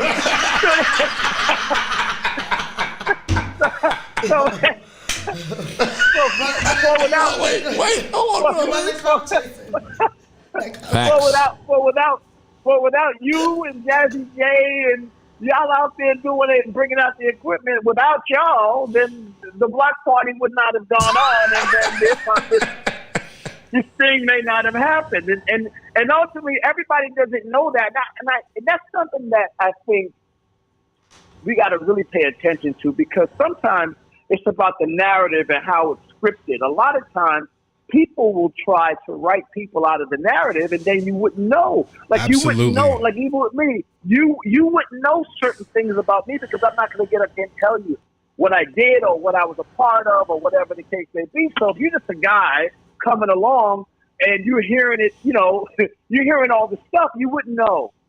Right. But hip hop is like, Rock, you're kind of like Forrest Gump. Like, you always were there in some essence, a part of something that was great that was happening, and you were there. But if you weren't a guy that knew that, and if you weren't really, really on the inside, you wouldn't really know that about Rock. And plus, you're not the kind of guy that's going to run around and say, yo, I did this, I did that. Right. You got a lot of people out here clout chasing and fake clout chasing too. Like, you got people out there saying fake stuff that they wasn't there for. You know what I'm saying? Like, Right. you know, we know, like, if you weren't at the Key Connection, you weren't at Harlem World, you wasn't in Soundview, you Ecstasy wasn't, Garage. you know what I'm saying, or Cedric, you wasn't at the Ecstasy Garage, you wasn't at Latin Quarters, you wasn't at Union Square, you wasn't at all these different places, and not just the guy outside, but inside, involved in the middle of it, in the middle of those things that happen. If you didn't know these artists before they became famous to the point where they're famous now,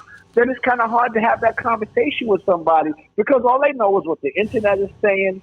And sometimes when you look at the internet, you think the internet is gospel. But, you know, remember, most of this hip-hop shit happened way before the internet. Absolutely. So what the fuck are we talking about? So those stories, like you didn't know that you was in Funhouse when they did.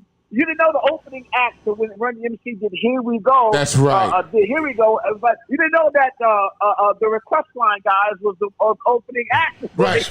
You didn't know Rockmaster Scott. You didn't know Rockmaster Scott was there. Exactly. That's right. Because you would have to be there to know that. You know what's so crazy?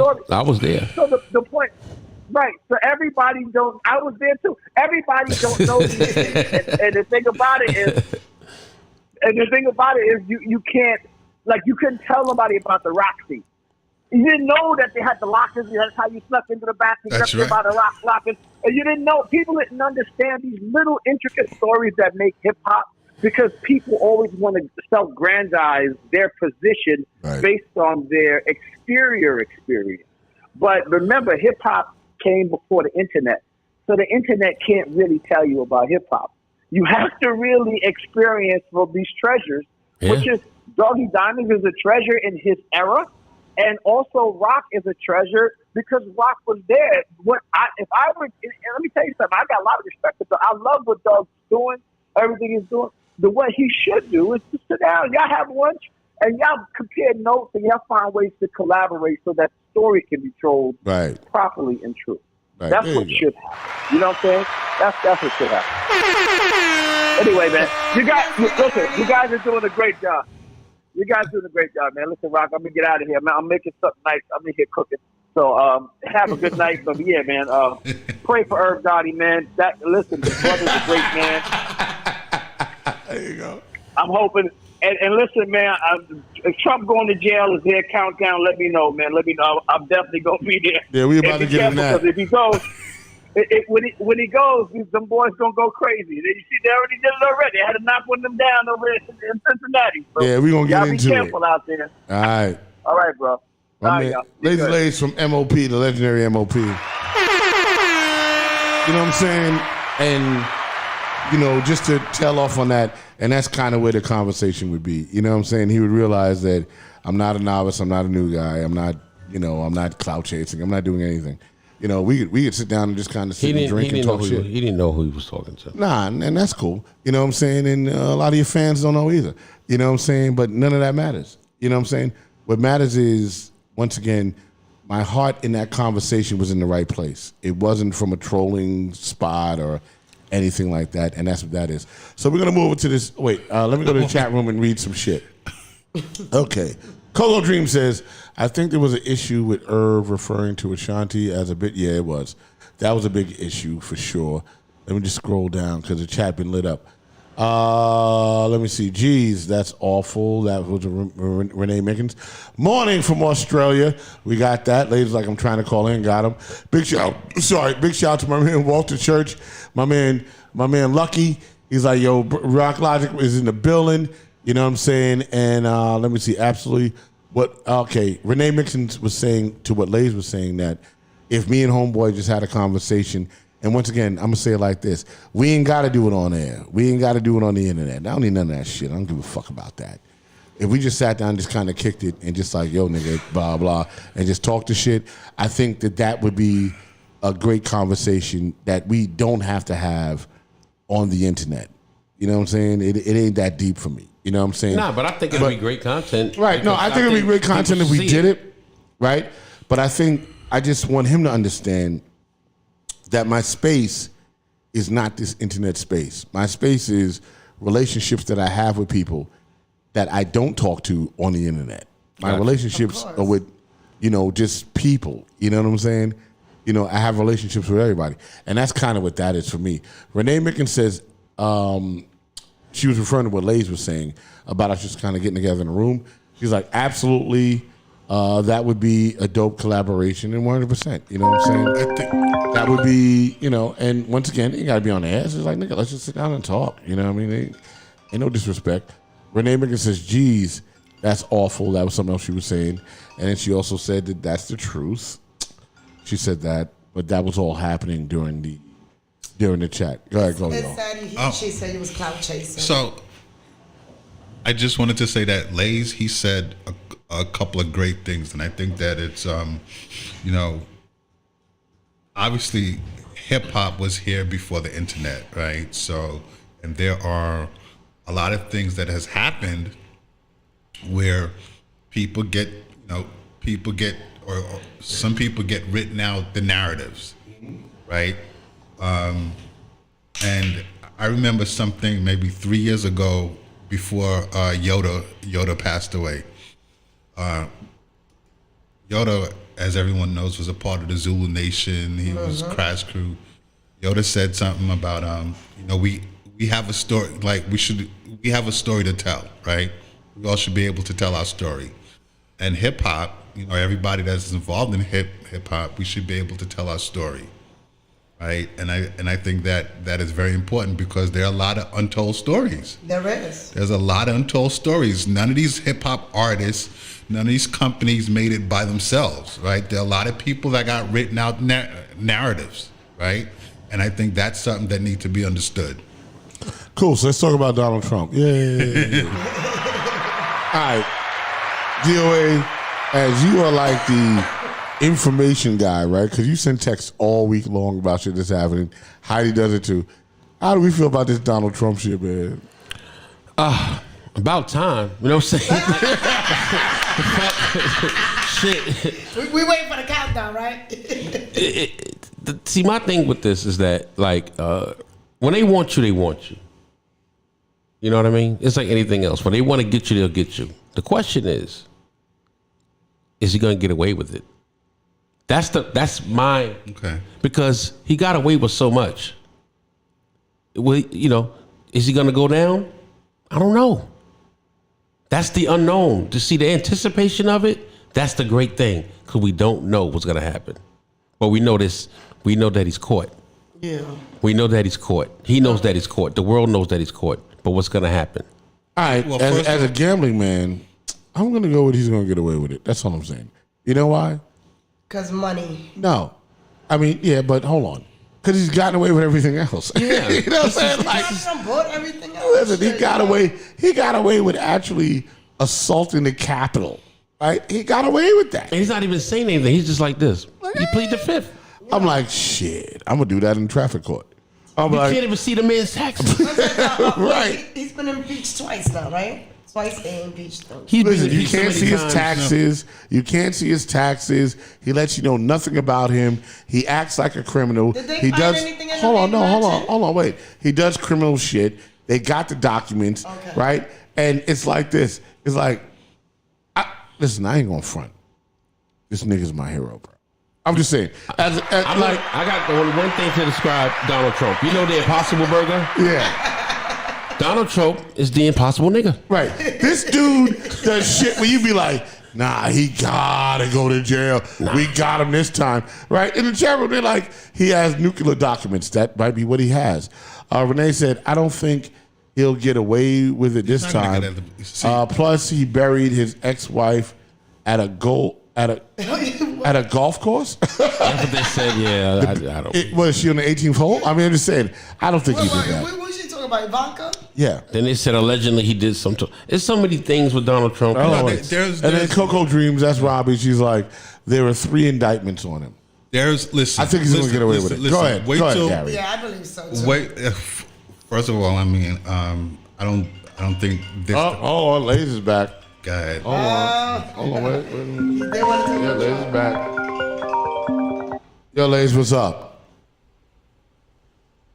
Oh, hold on, wait. Hold it. Oh, shit.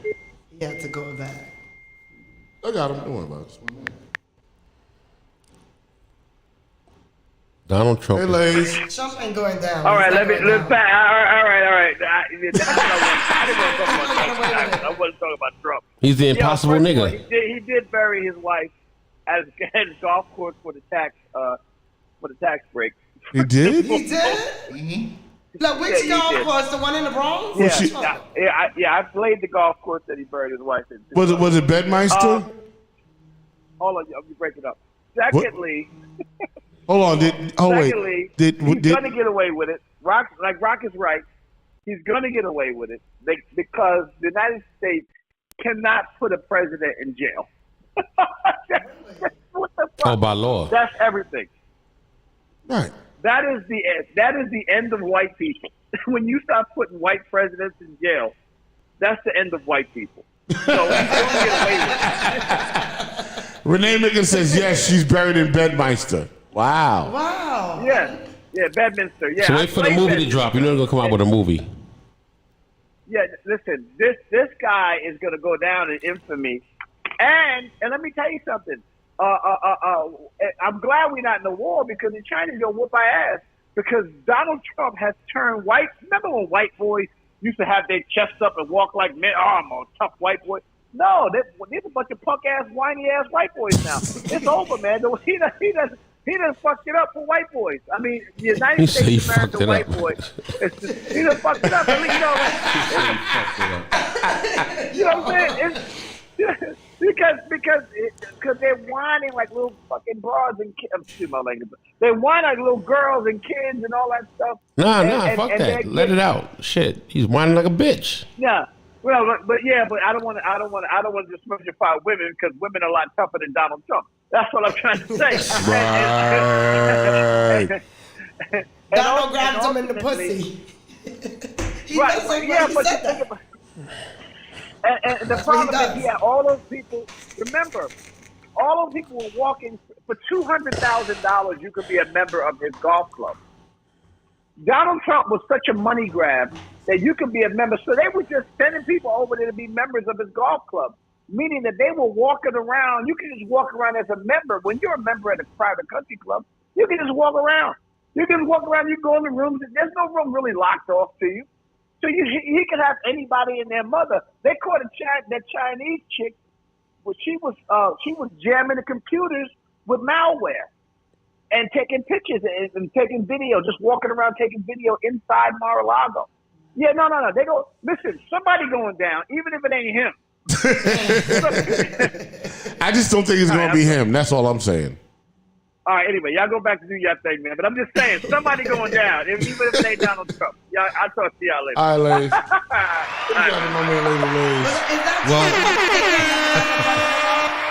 What happened? That's true. They can never block a president out. No, well, you can't do that. I think that he's going to go down, so I'm going to disagree. Okay. All right, you know what? You want to put some money on it? They're going to try to make an example of him? Listen, I'm going to disagree. I'm going to disagree. I think he's going to get away with it. Hold on a second. Go ahead. All right, Gary. Everything I've said about Trump over the years has happened, right? Where people was like, oh, he's not like it. Everything that I've said, right? What are you talking about? Now you got to be clear.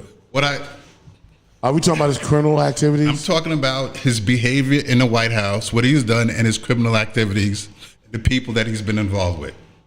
Right? So now where we're at for what he's done and what has happened, like this is some high crime stuff. You're talking about he's the impossible nigga. Well, listen, we have an attorney general here, Merrick Garland. Like, listen, Merrick, he has impeccable credentials, and I know there's some of y'all that think, oh, okay, nothing's gonna happen, but this guy literally did seditious conspiracy. This guy stole documents. He's fucked up. Right? This guy, this guy stole documents. So now it's the American way. So, and there is a legal process that things has to happen. Right now, granted, certain things have taken way too long, but when it comes to the feds more times than not, when they take you to court, 99% of the times they got you nailed. Like, the state will take you to court and lose. The feds is not going to do that. So when the time comes and Merrick Garland gets out there and announces the indictment, just get your popcorn ready. You know what? I'm going to get my popcorn ready. I'm going to put some money on it because I don't think it's going down. In the chat room, Renee Mickens says, Nixon went down. Let's put money on it. And you know what? But Nixon never went to jail. Nope. Right? He got impeached. And I don't even think he got impeached. I think he resigned before he got impeached. He cut a deal with Gerald Ford before. No, I'm just saying. Yeah. I'm just stating a fact that he didn't get impeached. He resigned before he got impeached. He resigned, you're right. Right? That was kind of the deal. So I'm just saying, all right. Coco Dream says, even if he doesn't go to jail, he broke the U.S. government. Yeah, he did. He gave us all money during COVID. I mean, listen. The last two people that stole nuclear documents and sold them to Russia got executed. Go look that up. Really? Who was that? They're called the Rosenbergs. They're husband and wife. Yeah, but that was during that whole thing. What was the general's name? That was McCarthyism. That was McCarthy. Ain't nobody doing that. I'm not saying they're going to Gary's execute. very passionate. I'm not saying they're going to execute him. He's very passionate. I'm not saying they're going to execute him, but I'm saying this dude, like, listen, for the nuclear stuff, forget all the other shit. For the nuclear stuff, bro, that's heavy. If y'all telling me that he's going to walk on that, like, I don't think so. I doubt that's going to. Lay said Gerald Ford pardoned him. Gail who? Gerald Ford. Yeah, I just pardoned him, right? Didn't I just say that? Wait, that's what Lay said. Right. And Renee Mickens says, yes, Rosenberg, Red Scare. Yes, that happened. There will be law briefs on this for 100 years. And that's Robin, and that's absolutely right. And McCarthyism, that's what Renee Mickens said. Did y'all see what happened with Joe Biden with the handshake? Did y'all see that? No, what happened? I don't know the guy's name. Because I'm almost done. So go ahead, what happened? I forgot the gentleman's name. If y'all know who I'm talking about, please give me his name on the chat. He was shaking everybody's hand. He shook Joe Biden's hand and went to everybody else. And Joe Biden was like, "What about me?" Like he forgot that the guy shook his hand. Oh shit! Oh shit, really? Well, you know that nigga's senile, right? Joe Biden's in his early thousands. Exactly. And I'm just saying that no disrespect. No disrespect. I just feel that we need to start hiring younger presidents. Yeah, I agree. I don't think you should be 75 years old to my fellow Americans. Right. How about presidents that actually have experience? Because Trump is a businessman. He didn't have experience in politics. How about hiring presidents that, you know? Listen. All right, let's deal with the first problem about being a president. Number one, you don't even have to have a high school diploma to be a president. Right? That's crazy. You can just run. Because it's okay. Hold on, wait. You have to. Hold on, wait. Hold on, wait. That's a job, right? Hold on, wait. Wait. Let me just get clear. Hold on for 1 second. Rock is crazy. Right? Let me just get clear. Real shit though. You have to have a driver's license to drive a car, right? You got to get a doctor's license to be a doctor. But you don't have to have a president's license to be the president of the most powerful nation on the world. What the fuck are we talking about? But you know what? Because, right, other people, they've been in politics, correct, right? What has Trump did in politics but just come in there because he had money? No. He was allowed to be a politician because of the rules of being a president. But you was never No, hold on. Here's what he proved. Because this is what you're missing. What he proved was, because every president up till then had political experience. Before that, right? Every president before then was probably a lawyer, at the very least. A councilman, assembly person. And a lawyer, right? Well, Ronald Reagan was an actor. Right. But he was the governor of California. He was the governor. Right? So he had political experience. This dude came from, hold on. This nigga came from zero and became the president of the United States because of the rules. The rules state that as long as you're a citizen of the United States, you could be fucking president. You don't have to have any political experience. You ain't got to know jack shit, right? Right now. And look where we at with his ass. No. Look where the hell we at. No, we know where we are. But my problem they is. hire motherfuckers with experience. No, my problem is if I have to get a license to be a doctor, to drive a car, I have to get a license to do everything in my life. Yes. Then you should have to get a license to be the fucking president of the United States. Well, at least, listen. At least, at a minimum, be a senator or a governor. Or even the right? that can lead at least. Seriously, at least you have to have. Because look, nobody here is going to go into surgery with. If you're going to go with me, homeboy in the corner with me. Come on. Exactly. Right? As dope as I am in the medical field, you don't want me cutting you open. Right. So artificial intelligence can run for president. I'm just saying now. So I'm just saying, if you're gonna run for president, they should have had it where at least have some type of if you're you know, That's my a point. congressman, a senator, or even my at point. best a governor, right? At Yes. best, governor. This dude came in And just had nothing. nothing. Anybody can be, Nothing. listen, anybody. Why they let him be president? Dave Chappelle can be president right now. That is That's correct. why Kanye started to go run. Right. Trump Kanye gave- West ain't gonna become Trump- president. But Trump gave people like them inspiration because he But see- didn't have no experience. But the fact that he could run Yeah. was what was fucked up. That's what I'm saying. You know what I'm saying? But you know, I think.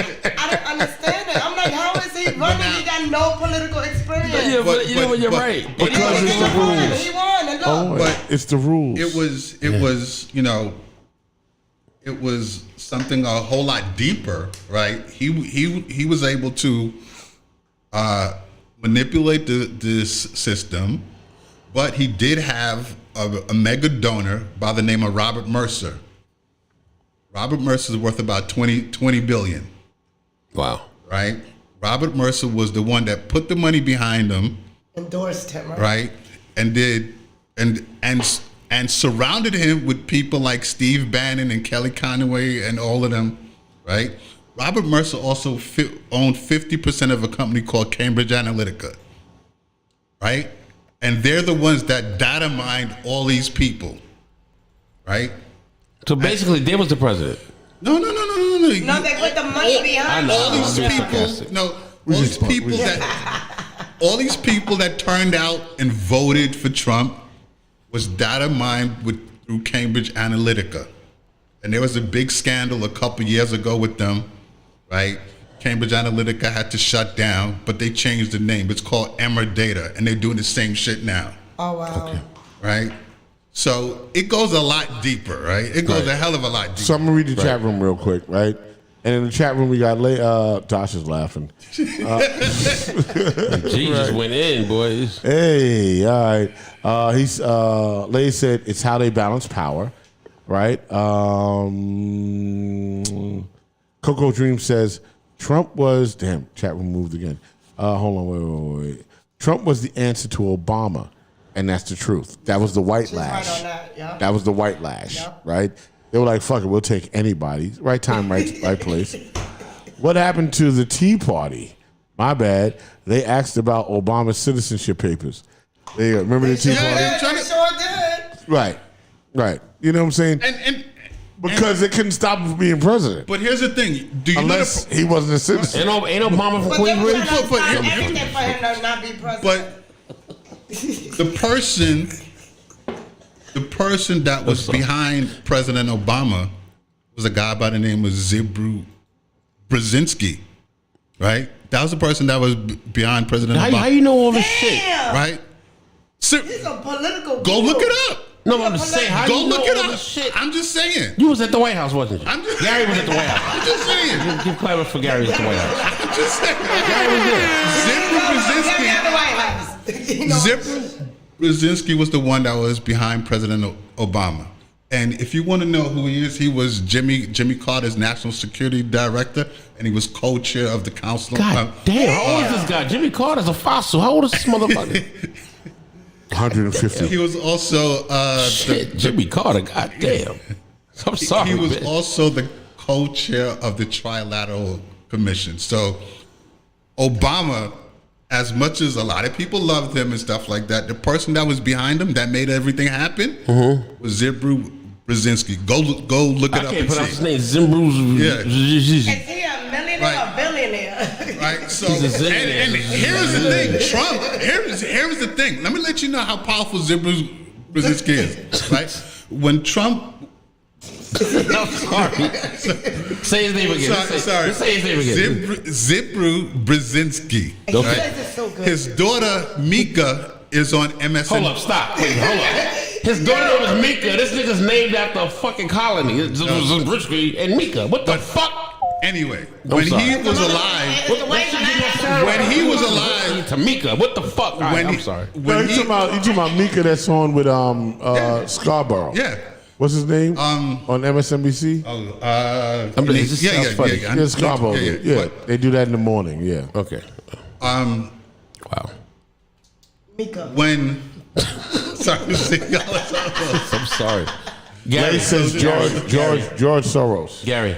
George Soros. No, that's George Gary. Soros is different. But okay. Can you? But I would be glad if you run for what president. I was saying. Can you run for president, Gary? What I was saying. Hold on a second. Gary for president now. He know his shit. Go ahead, Gary. What I was saying is that Trump waited for Zbigniew Brzezinski to pass away before he could insult his daughter. That's so fucked Get up. the hell That out is of some here. fucking gangster shit. That's fucked He waited up. till he waited. What? It was probably a month until after he had passed away. Then all of a sudden he puts out these public. He made this public statement about Mika and stuff like that. I'm like, wow, you fucking coward. That's fucked up. Oh, that's Gives crazy. no fucks, man. Well, listen, here's But the anyway. thing. We have hit the 2-hour mark. Hopefully, we'll see if the feds lock And I his ass up. absolutely want to punch out, right? And just one interesting point, right? You know, and this is the unfortunate culture that we deal with men that, right, are not actually men, right? As a man, I stand on my square about everything that I do, right? As a man. And in the process of the conversation, I simply went to go and text a man, another man, right? That's a man. Pause. Right. No. I'm not pausing. God. I'm not pausing. I went to text another man, you know, the Doggie Diamons, right? Oh, okay. Right? And just say, you know, yo, bro, I didn't mean any offense. You know what I'm saying? And, you know, let's just chop it up. And like he just blocked me on Messenger. Like, you know what I'm saying? Like, serious? yeah, I swear to God. Well, he said he was cloud chasing. Now he did Right. not. Right. Yeah. And it's like That's sad. We'll pray this for is him. this is the problem with a generation. Right? This is the problem with a generation. And this is a problem that we are teaching in the schools today, in New York City schools. It's called conflict resolution. Being able to address a conflict that you might feel a certain way about and come to a common understanding. Instead of running off and creating a movie in your head. Right? That wasn't Right. conflict. You just educated No, him. listen. He said something wrong. No. Oh, No. was he- He probably wasn't fucking with you. No. then. He wasn't fucking No. It's simply people create movies in their head about shit. Very you know what true. I'm saying? Very true. And I thought I was pretty clear about what I said on the show. And I just went to go text the bro like, yo, bro, listen, I didn't, you know, no offense. I wasn't trying to offend you. You know what I'm saying? Black man, like, boom, let's sit down and chop it up. And it's like, oh, he's unavailable. Now, he might be unavailable because he's doing a show right now. So maybe, blocked you. so no. Maybe I'm creating the movie. No, Rock. It's artificial intelligence. But I'm just saying, I was simply reaching out to another black man, another brother, and going, "Hey, B, listen, man. Like, it's not what you're thinking it is. You know, cool. Let's chop it up. Let's have a phone call and a conversation." And that's it. And I think, and I'm gonna go with it, right? Without it being a movie, I'm gonna go because I think he's on now. I think he might be on, but I'm just saying that at any given point, I would really enjoy a conversation with him off the internet. Just off camera, just like, yo, nigga, yo, B, you know, and just kind of have that kind of dialogue so he can understand the actual person that I am. You know what I'm saying? I'm not no whack nigga. I ain't no cloud chasing nigga. I am not You in that wasn't space. doing no malice. Right, but I'm not in that space. I've never been in that space, and I am who I am. And you know, and the reality of it is this: real talk, nigga. Right? I might have a check for you on some other shit. You know what I'm saying? Not that I'm your superior, because money's money, baby. But I'm just saying, I got some other stuff going on. Big shout out to my man Wally. Wallow? Is it Wally? Wally? The dude that's got the podcast that came out of jail and he's dope. Wally 6'7", Wally. Okay, hold on. I'm thinking. I can't remember, right? Listen, I can just look up his phone number and call him, right? But you know, like we did something with him Okay. in New York City schools. Okay, And he's a okay. podcaster. We teach podcasting in New York City schools. That's right. That's nice. So it would be an honor to have Doggie Diamonds come to one of the schools. And You want the gentleman to be with Gilly? yes, what's his name? I think that's Gilly Wallow. Yeah, exactly. I think that's Gilly. I got pic- Gilly. Yeah. Gilly. Oh, okay. Yeah, okay. I got pictures. $1 million worth of game. I got pictures of Wallow at a school at Farrell's Academy, and we sat and we kicked it. Yeah, I saw it. And I saw yeah, it. he did the whole thing with the show. Okay. You know what I'm saying? So I'm only saying that, and for all you trollers out there and stupid people, right? I ain't about that, right? I'm about that bread. You know what I'm saying? And straight up, I'm like this. You know, it would be an honor to bring you into that system and say, listen, this is these kids watch you, right? And it'd be like, yo, man, you know, this is the dude, Doggie Diamonds down our podcast, you know what I'm saying? This is his followers, so on and so forth.